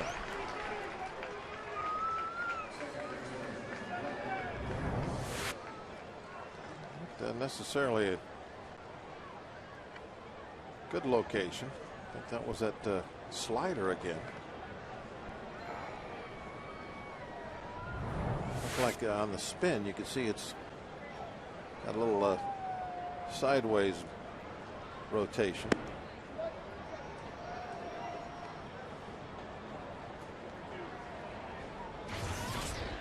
Blake Davis, who was hitting .284 at AAA Norfolk with 5 homers and 24 RBIs.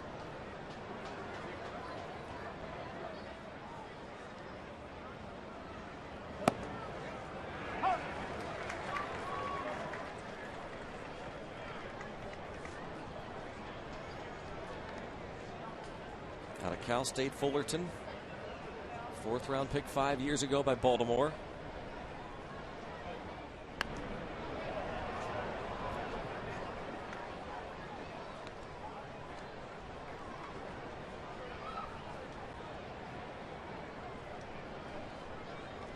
Working downtown, grabbing a Bucko jersey, walking across the Clemente Bridge.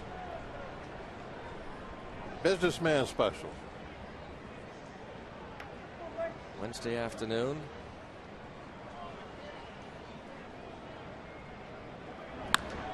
Bounce to second. 2 down.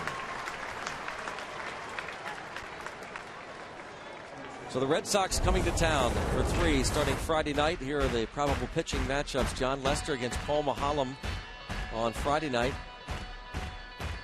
Jeff Karstens will face Josh Beckett on Saturday, and Terry Francona moves Tim Wakefield, the former Pirate, to Sunday against James McDonald. Coverage begins with Pirates pregame presented by Trib Total Media each night. Possible scratch. There's word now to Boston that Josh Beckett is a pretty severe case of the flu. They are hosting, the Red Sox are hosting the Padres this afternoon at Fenway.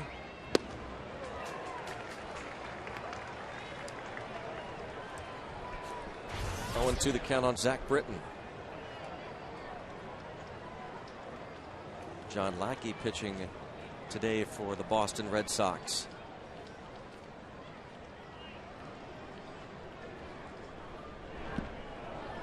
will be, I think, kind of neat to see Wakefield pitching in Pittsburgh all these years later.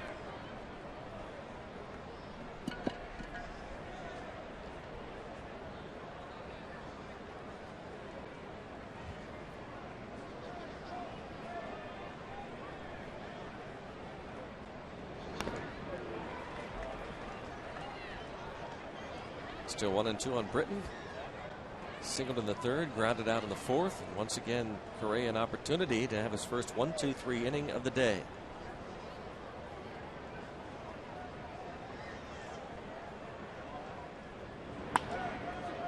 Fly ball to left. A base hit. Zach Britton. His first 5 at-bats in the major leagues has 3 hits.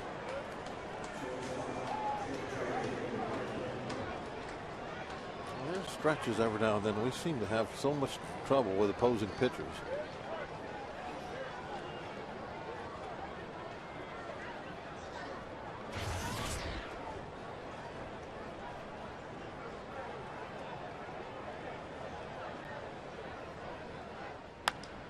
J.J. Hardy toward the gap in left center field. Over McCutchen, galloping into the gap in left center. And it left the bat, headed toward that acreage in left center. You thought maybe 2, but not with McCutchen.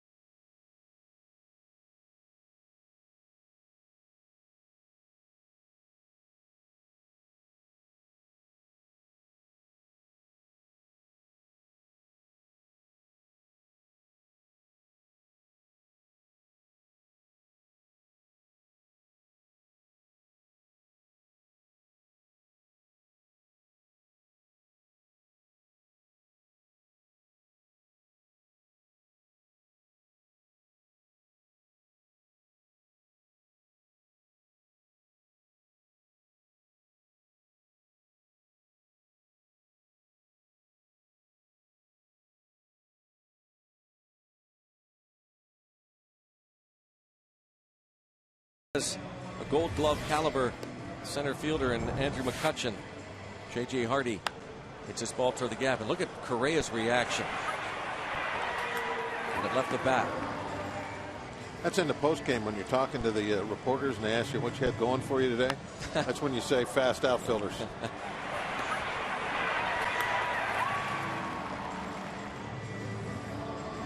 That reminds me of Van Slyke and Bonds. That left field gap did not exist. You couldn't get a ball through there. Here's Neil Walker, the Pirates number 18.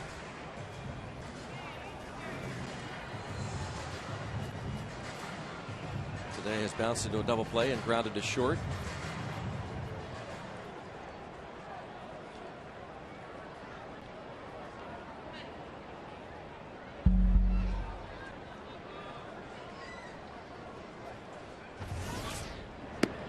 Events like were that number for a while, 18, and now with 50 RBIs. We've made mention of this before. It bears repeating.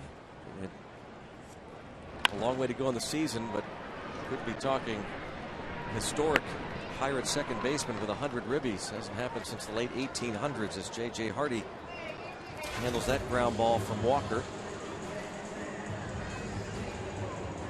That ground out brought in the third run of the ball game for the Pirates in the fourth inning. Pirates led 2-0 going into the third. Orioles tied it, then took the lead with a 2 spot in the fourth. That is pretty amazing when you think about it. In over a century. 125 years of baseball. Second baseman for the Pirates has not driven in 100 runs since Lou Bierbauer. From home, the Pirates got their nickname. Diaz, 1 for 2. So they still call the Alleghenies then? Yep. Well, that means no Pirate second baseman has ever knocked in 100. There you go. And there you have it. 125th season of Pirates baseball.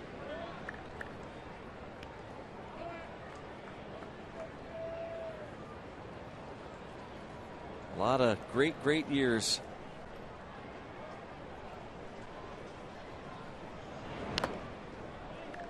One of the most historic franchises in sports history, right here in Pittsburgh. Actually, Pirates on the river back in those days. No, no, I'm just making that up.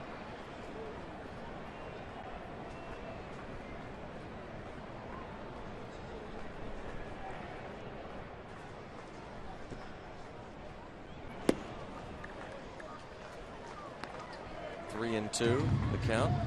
Thanks to Jason Steele, who works on most of our stats that we get and we pass along to you. The brain says that you can check back to as far as back as 1946. Since then, no Pirate second baseman has had 50 RBIs through this date, June 22nd.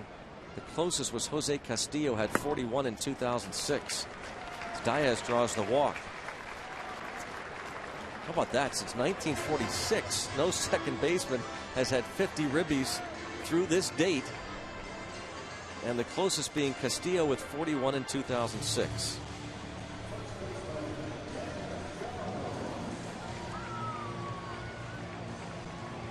Neil Walker sits at 50 ribbies.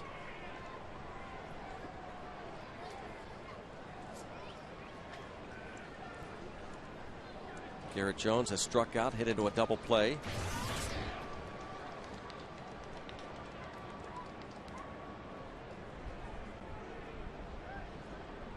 Told that Jose Castillo finished the year with 65, a significant, obviously, drop-off for Jose Castillo. Remember, Castillo, for a while, was considered second baseman of the future. Didn't pan out for him.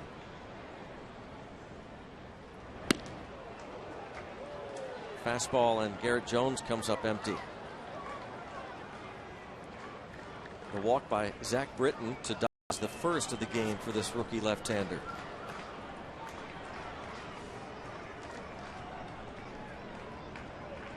Jones have pretty much platooned all year in right field. So limited work this season for Garrett Jones against left-handed pitching.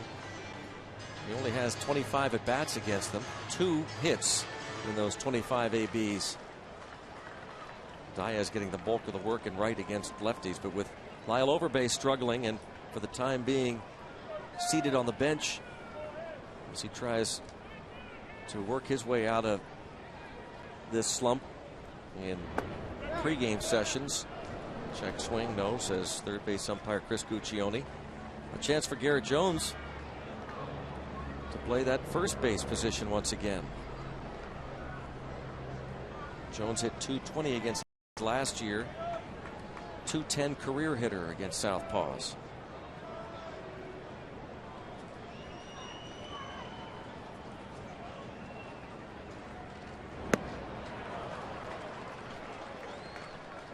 There's 5 strikeouts for Britton. Celebrate the 4th of July here at PNC Park. Pirates and Astros, 1:35, Monday the 4th of July. All fans get one of these Chuck Tanner floppy hats. Jose Tabata loves it. Presented by Trib Total Media. Reversible cap. Features the number 7 star patch honoring the late, great Pirate skipper Chuck Tanner. For your tickets, go to Pirates.com. 4th of July was Chuck Tanner's birthday, so appropriate that floppy cap will be given away on Monday, the 4th of July.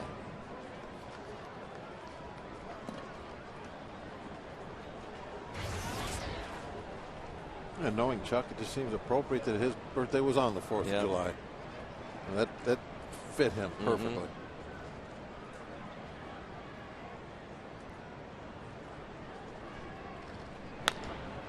Bounce toward Hardy, and the toss to Davis. Pirates do not score in the bottom of the 6th. They lead by 1.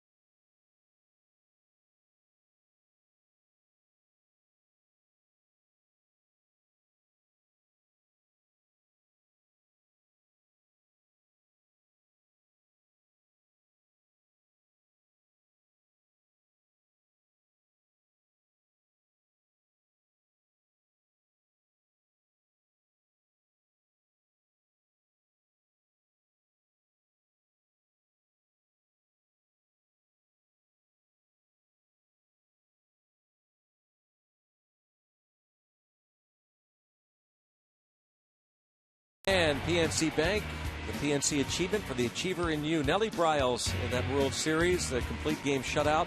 Game 5, October 14th, 1971 at Three River Stadium. Nellie Bryles, one of the outstanding performances in World Series history, pitching a 2-hit shutout, the 4-0 final in Game 5. And last night, Rob King talked to Nellie's son last night. David, right, Rob? Yeah, it was really nice to talk to him, Greg, and I think that they really reflect fondly back on that. That's a big moment in the Bryles household. You know, obviously he had his untimely passing a couple of years ago, but without that victory, the Pirates don't win the 1971 World Series, and Nellie Bryles is going to be remembered as the Bryles family, I'm sure, would wish, as a dedicated guy who loved the Pirates, was enjoyable to talk to, very, very intelligent, just fun to be around, and, of course, a great competitor as well. Absolutely. Thanks, Rob. Xavier Paul takes over in right field for the Pirates. The new pitcher is Daniel Moskis. Correa goes 6 innings. Gives up 4 runs on 9 hits. What that follow through that Nellie always had. I love seeing the replays of him pitching, and half the time he finished on his stomach on the front of the mound. It just is so unique. And I want to second what Rob was saying about being such a great representative for the Pirate organization. Nellie Bryles, an ambassador to the game, an ambassador for the Pirates. He loved this organization. A big part of it was a Pirates vice president after his playing and announcing days were over. The Pirates have a fabulous alumni group, and that all really goes back to Nellie.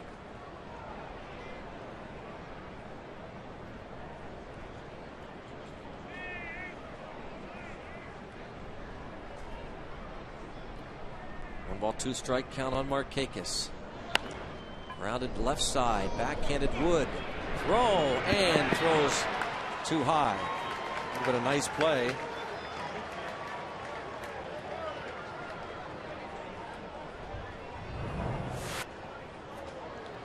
take a look again. A real quick release on it, but just offline. Even if it was on the base, though, it looked like the ball was going to be beat by Markakis. Clint Hurdle going to go to the bullpen again. He wanted Moskos, the lefty, to face just the one left-handed batter, Markakis. He is on. The Pirates lead by 1 in the 7th. A new pitcher coming on to face Adam Jones.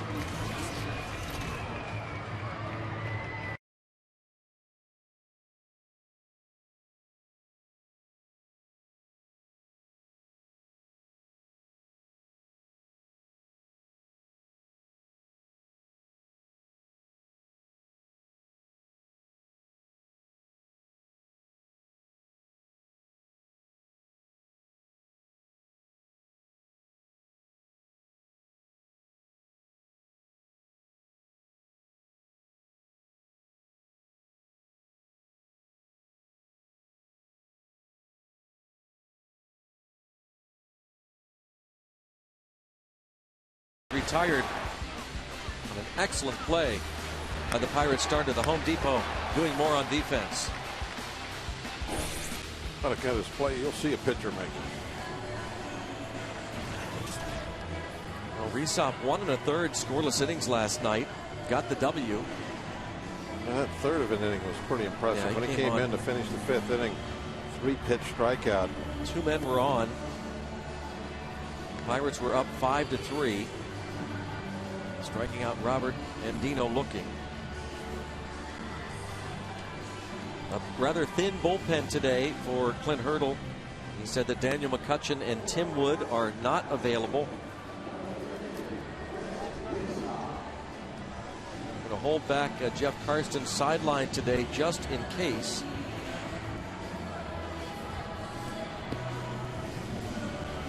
Karsten's scheduled to go Saturday night against Boston.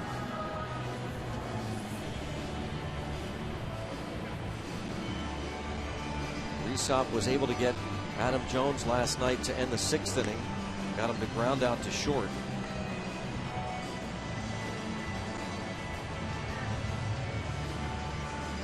Clint Hurdle trying to work the bullpen. Mix and match. Trying to get the Pirates a series victory over these Baltimore Orioles. Get Kevin Correa his 9th win. Currently in line to get the victory if the bullpen can hold it. Maybe the Pirates will add on as well. Jair Jurgens of the Braves, Cole Hamels and Roy Halladay of the Phillies, each with 9 victories to lead the National League. Joe Beimel hoping to be back pitching again before too long. He was out throwing again today, not off the mound. So I'm throwing him in the outfield, some long toss, a supervised long toss.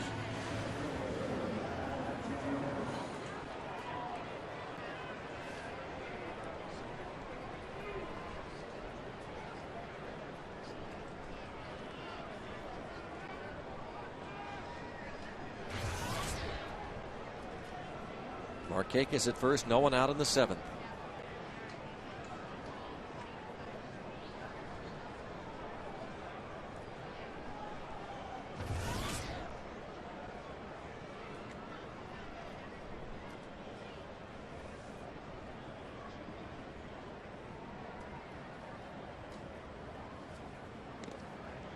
Markakis has stolen 4 bases, caught once.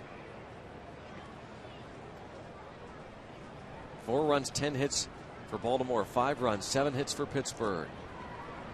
Orioles won the opening game of the series, coasting to an 8-3 win. The Pirates scored early and later and won 9-3 last night.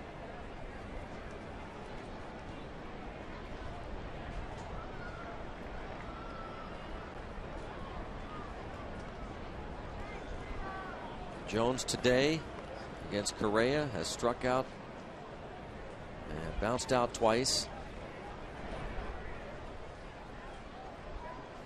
Hit a home run in the 5th inning last night against James McDonald.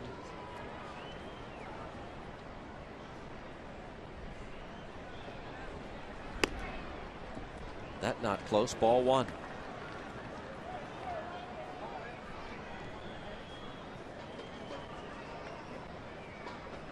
Jose Veras pitched a 1-2-3 eighth inning last night.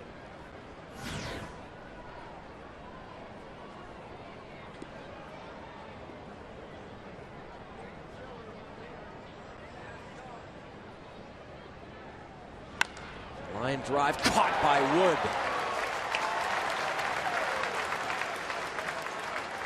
A good thing, Greg. That ball was scalded. That might have been able to get through the gap. Watch the location of this ball, the direction it was headed, right for the 410 notch. And it was hit very hard. That would have landed in the grass with a lot of velocity on it. There's Karstens. We'll get some throwing in one way or another. Either a sideline or might have to pitch today, depending on how things go with the rest of his pitching mates in that bullpen. You would figure Hanrahan has the 9th.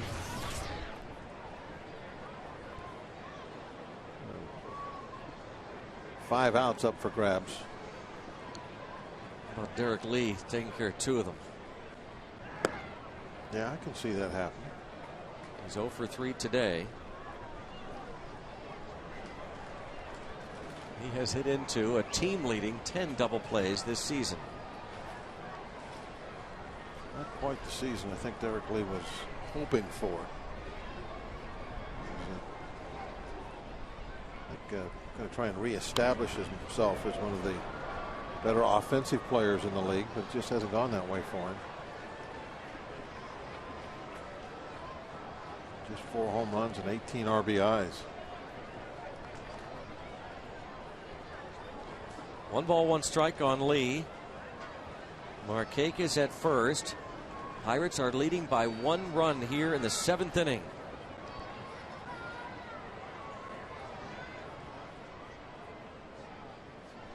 Three stops, 1-1, and Lee lays off.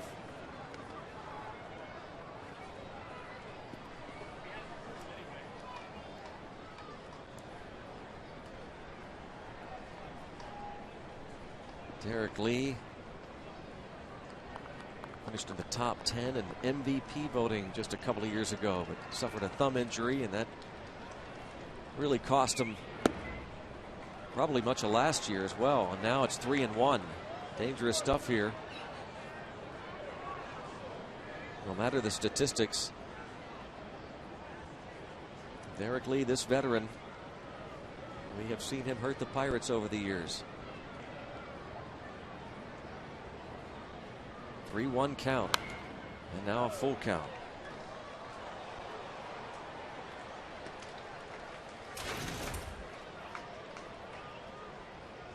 One of the additions over the winter by these Orioles offensively, Derek Lee, Vladimir Guerrero, the DH, he's having a down year. They traded for J.J. Hardy. Mark Reynolds, of course.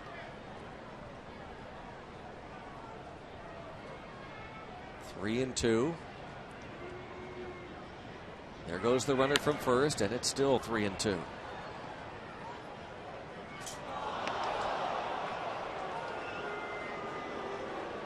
Markakis on the move with a count of 3-2 on Derek Lee.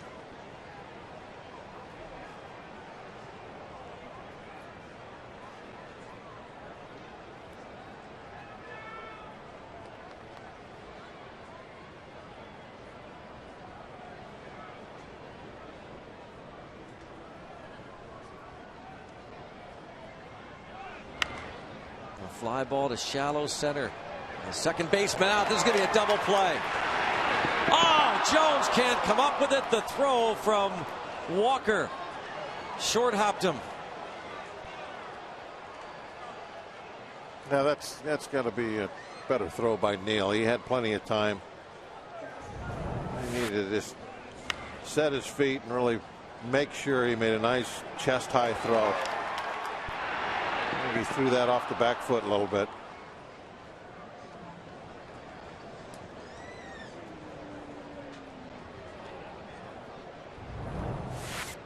You can even see there, Greg, at release as he was letting the ball go. You can see him recoil and fall backward a little bit. So unfortunately, what should have been the last outs of the inning. Resop, tough break. Clint Hurdle, a little joke for him. And he will go to the bullpen once again here with Wieters coming to the plate. Chris Resop gets the line out and the pop up. Runner at first base, 2 outs.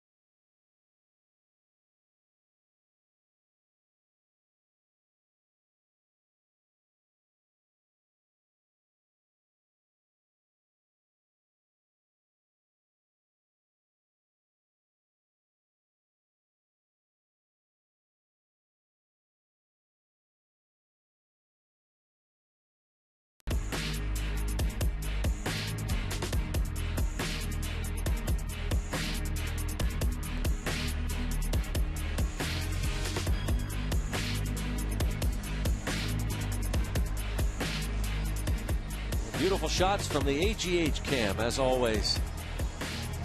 Well, a beautiful day in Pittsburgh and a good ball game. Rubber match of the series. Unlike the first two, this one tight into the 7th.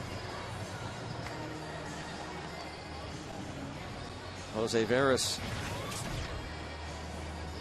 1-2-3 8th inning last night. Looking for the last out here in the 7th.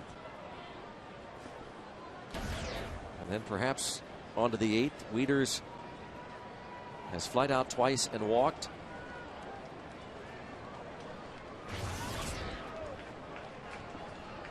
Wieters came in batting .297 from the right side and under .250 from this side of the plate.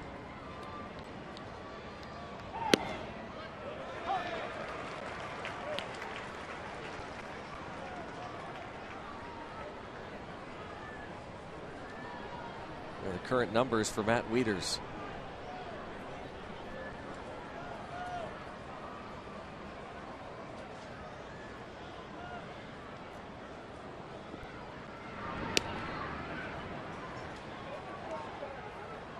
Markakis, the infield hit to start the 7th. Adam Jones lined out. Derek Lee popped out.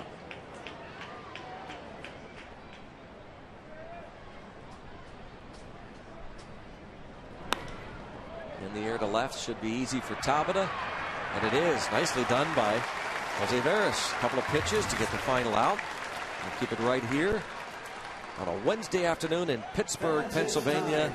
Take me out to the ball game.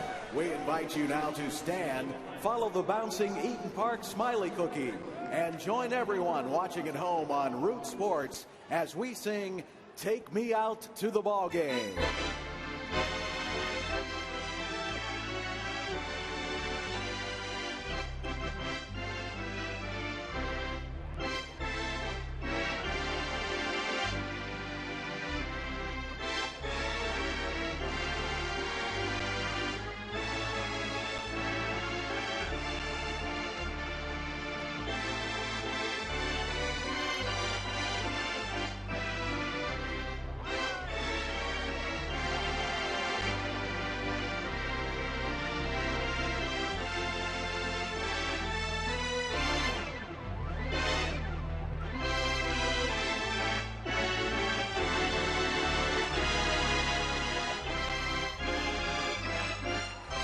Beautiful day in Pittsburgh, and you're watching it here on Root Sports. Pirates leading it 5-4 as we go to the bottom of the 7th.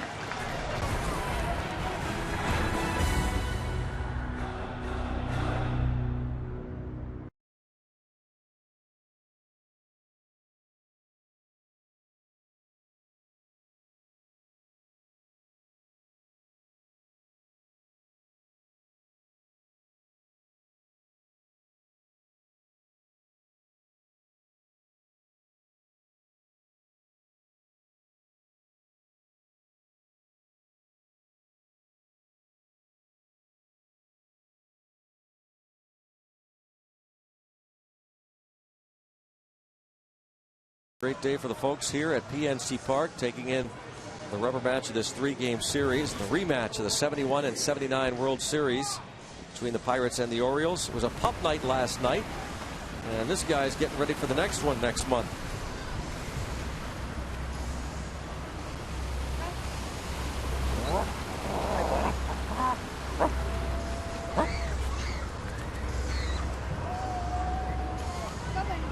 Is that how you dry off when you get out of the pool? Yep. Just shake? Just the shake.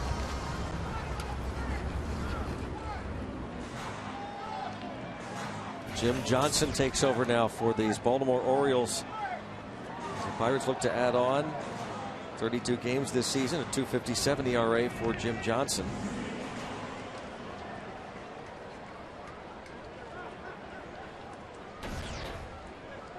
ERA was 5.14 a few weeks ago. Last 20 appearances has brought it down to 2.57. Leads the American League with 42 innings of work out of the bullpen. Ball initially dropped, but Davis recovers and throws out Michael McHenry. And McHenry going into first base with his head down. I stand corrected on the head first slide. It's going to be more popular than ever. Yep. Not going anywhere. Blake Davis stays with it. And an out call at first from Mike Everett.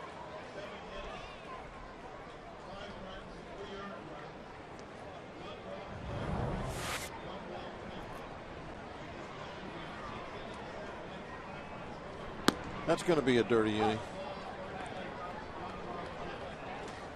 Bones will have to spend extra time on it.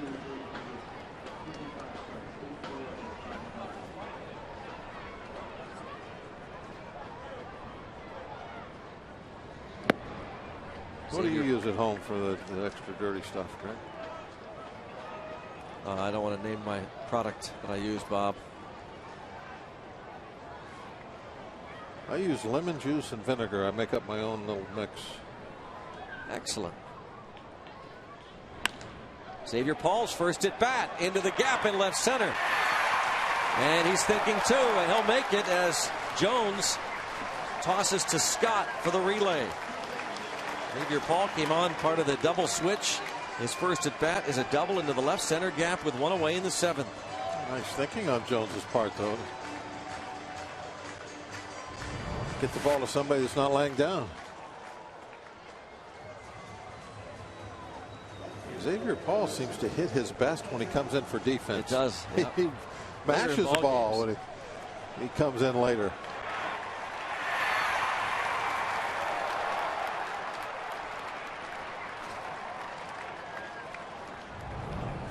Well, let's get this one in, huh? Only a very slim 1-run lead.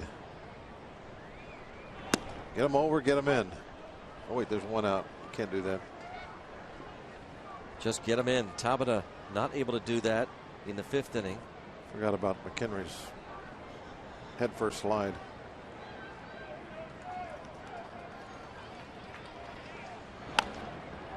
Toward short, backhanded. Hardy's throw. And Lee, stayed on the bag according to Everett.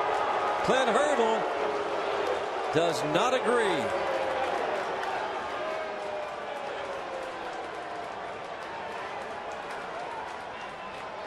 Boy, Hurdle, pretty sure about that when he came out of that dugout immediately.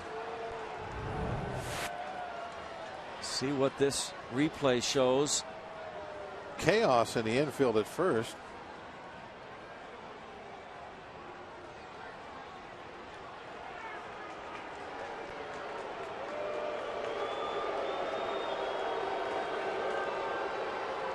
Yep, ball's in the glove, foot's on the bag. Derek Lee, a Gold Glover. Nice call as always. The situation when that ball was hit over on the left side of the infield was, it got real crowded around there.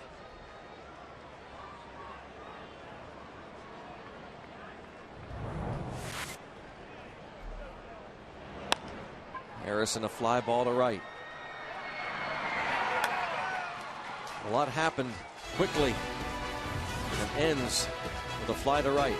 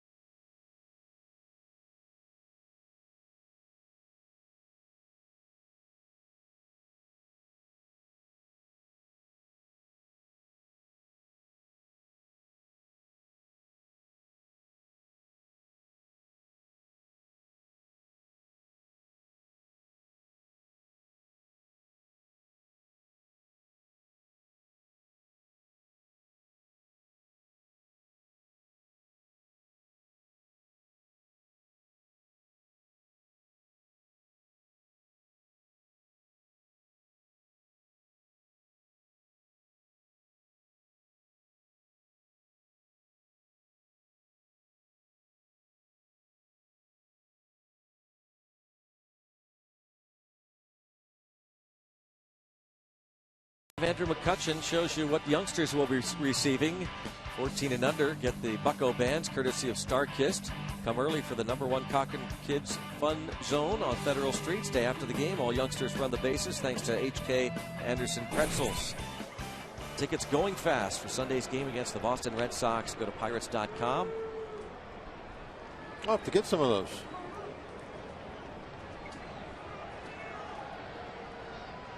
.208, best usher in the park. Wow. How about that?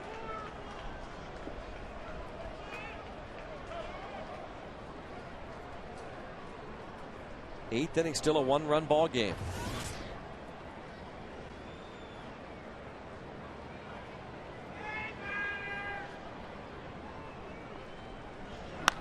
And Luke Scott, first pitch swinging. Tabata calls off Brandon Wood. Just the way it's supposed to happen.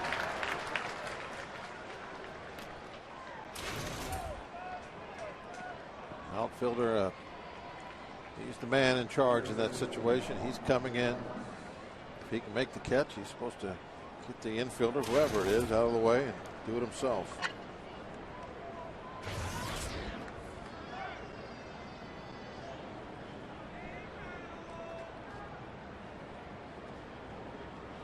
Get by this guy. Yep. 5 hits in the series for Mark Reynolds.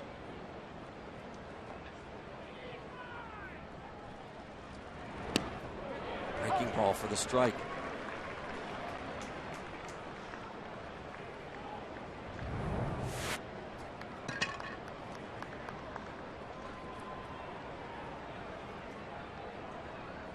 Fooled him on that breaking ball. Leaning him back out of the way.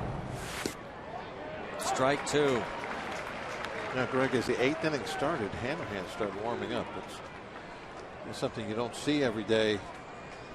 Well, you don't see it hardly at all in the big leagues anymore, but Hanrahan has come into the 8th inning twice already this year.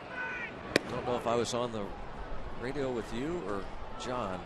We had a rain delay the other day, and we had someone asking if Clint Hurdle would use Hanrahan beyond just the 9th inning. Of course, Hurdle did use Hanrahan a couple of times to get more than 3 outs, and we asked Hurdle that the other day on his radio pregame, and he said he would, but he's very conscious of the fact that Hanrahan has thrown a lot of innings. He's very protective of these pitchers. There's a fly out to left, but in this case, as you say, he's warming up here in the 8th. Makes you think at least they're thinking about it. Absolutely. But the way Veras is going, it wouldn't appear necessary. Need him at all.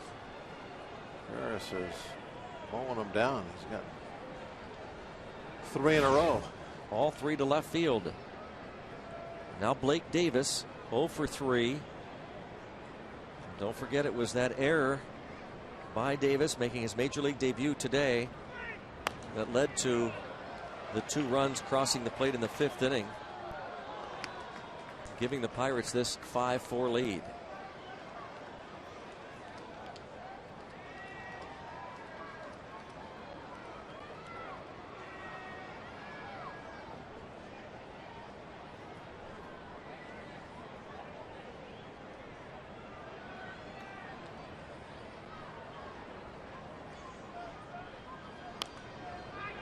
Out in front, 0-2 of the rookie Blake Davis.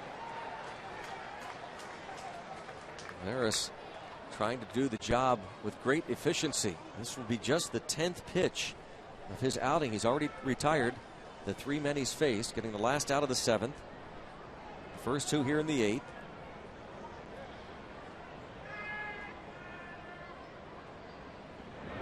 Oh, that's as good an outing you're going to see from the big man, Jose Veras. 10 pitches. He gets 4 outs. You're watching this one on Root Sports. Pirates lead it 5-4.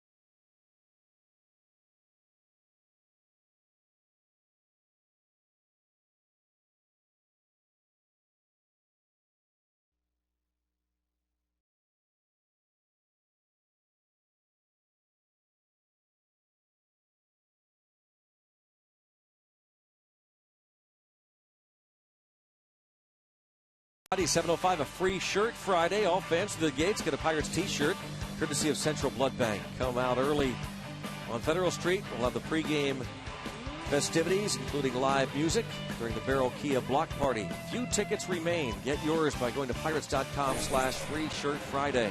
Andrew McCutchen modeling that t-shirt, and he will lead off the 8th, followed by Neil Walker in the pitcher spot. Koji Uehara appears in his 31st game. Look at that whip. 081, Greg. It's always good, right? The whip, if it's under 1, around 1. Oh, just around 1 is real good, but under it, it's only 6 walks, 32 innings. Look at that whip down. have that kind of control. And then, of course, the other part of that is how many hits you give up. He's only given up 20 base hits in 32 innings. Greenville, PA native Nolan Reimold, his first action. Going to be big for him to be back in Pittsburgh.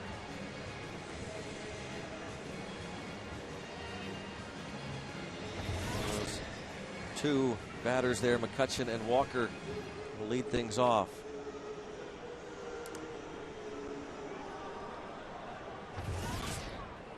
Who was that in Raiders of the Lost Ark? You remember his name? Harrison Ford. No, I mean his name in the movie. I don't know. He had a nice whip. You do that whip around, you and Blass and Wayner now before the games. Yep. It's pretty cool. It's kind of a tease type deal. Oh. It's what we're actually doing. It's on Pirates pregame. I like it. You're just jealous that you're not involved in it, so. Well, I just complimented you and you're calling me jealous. I don't understand that. It was not really a compliment. He was faking it. You want to be involved and you're not, so bringing it up. I'm totally sincere. I love the whip around. I think it's neat. It is. I actually sit here. Invited. I sit here and watch it. I'm in awe of what you do. Strike three. One out in the bottom of the 8th. He whips this fastball in there upstairs. Way upstairs.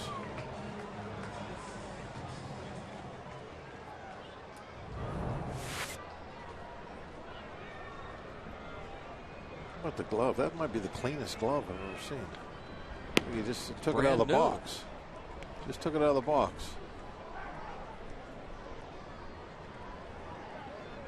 The Explorer. Trying to find out what's upriver.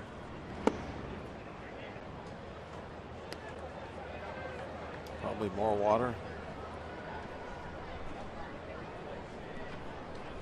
New Kensington, isn't that up the river?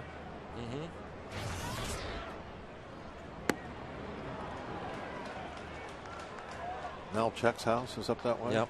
Way up the river. The upper reaches.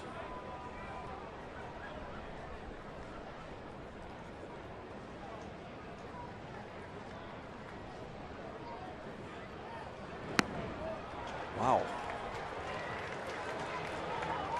Back-to-back Ks. Uehara.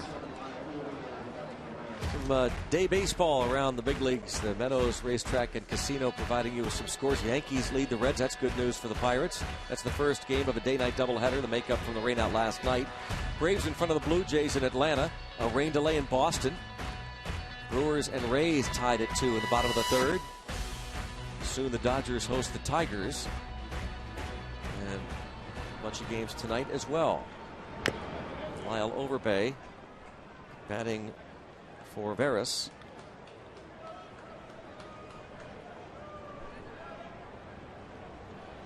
Two outs, nobody on. A 5-4 Pirates lead.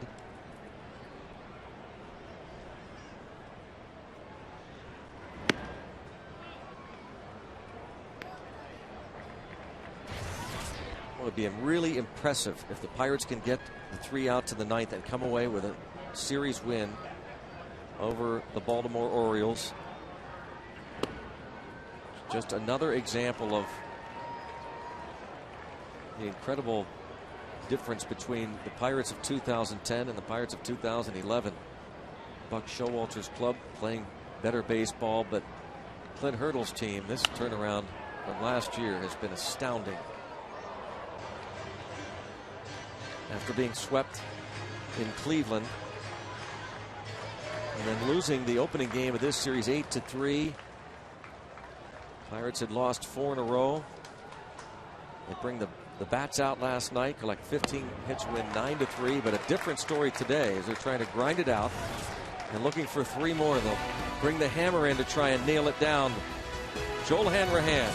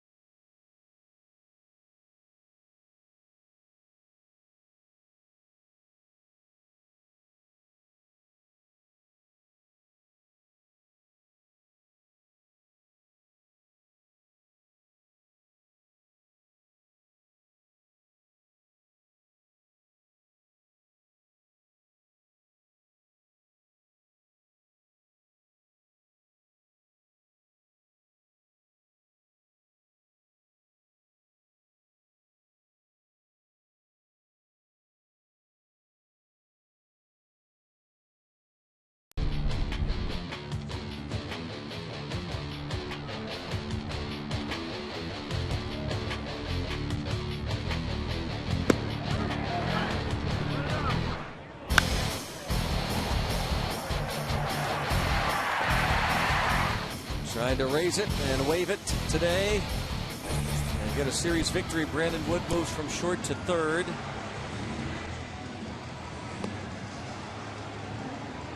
And coming in to play shortstop, Ronnie Cedeno bats in the 2 spot of the order.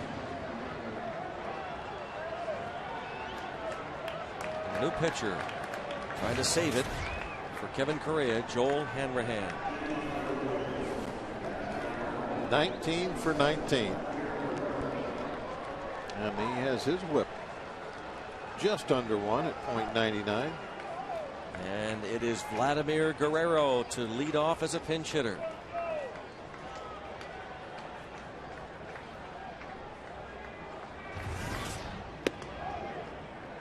Ball 1.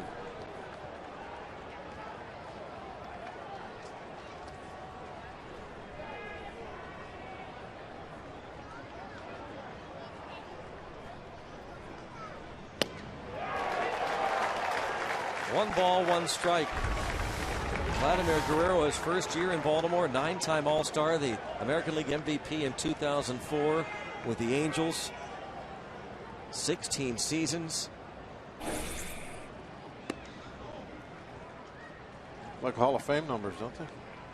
2-1 the count on Vladimir Guerrero.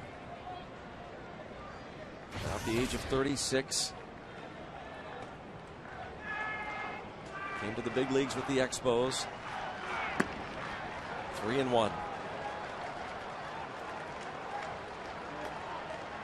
Pretty much just a DH nowadays, but when he was young, he was a very good two-way player.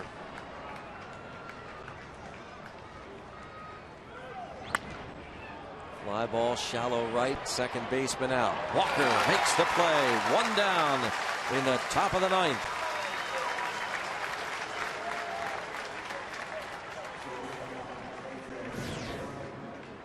Now Hanrahan faces J.J. Hardy. Hanrahan pitched in the 9th inning just to get some work in on Monday. Did not face Hardy on Monday night.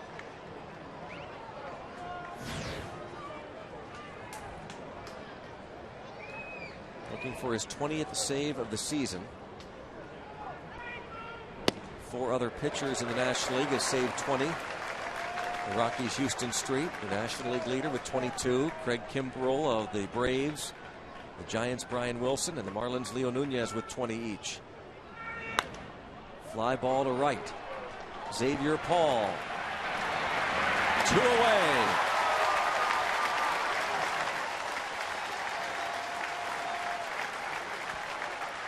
And the crowd of 19,500 on a Wednesday afternoon, trying to coax the last out of Hanrahan and these Pirates.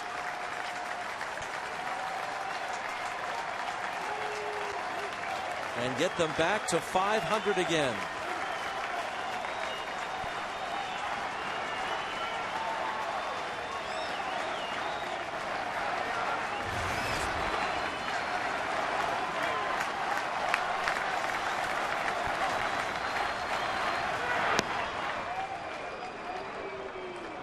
Ball 1.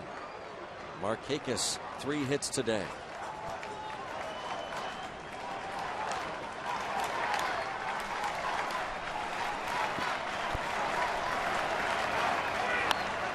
Fly ball toward left center field. Tabata has it measured. Raise the Jolly Roger.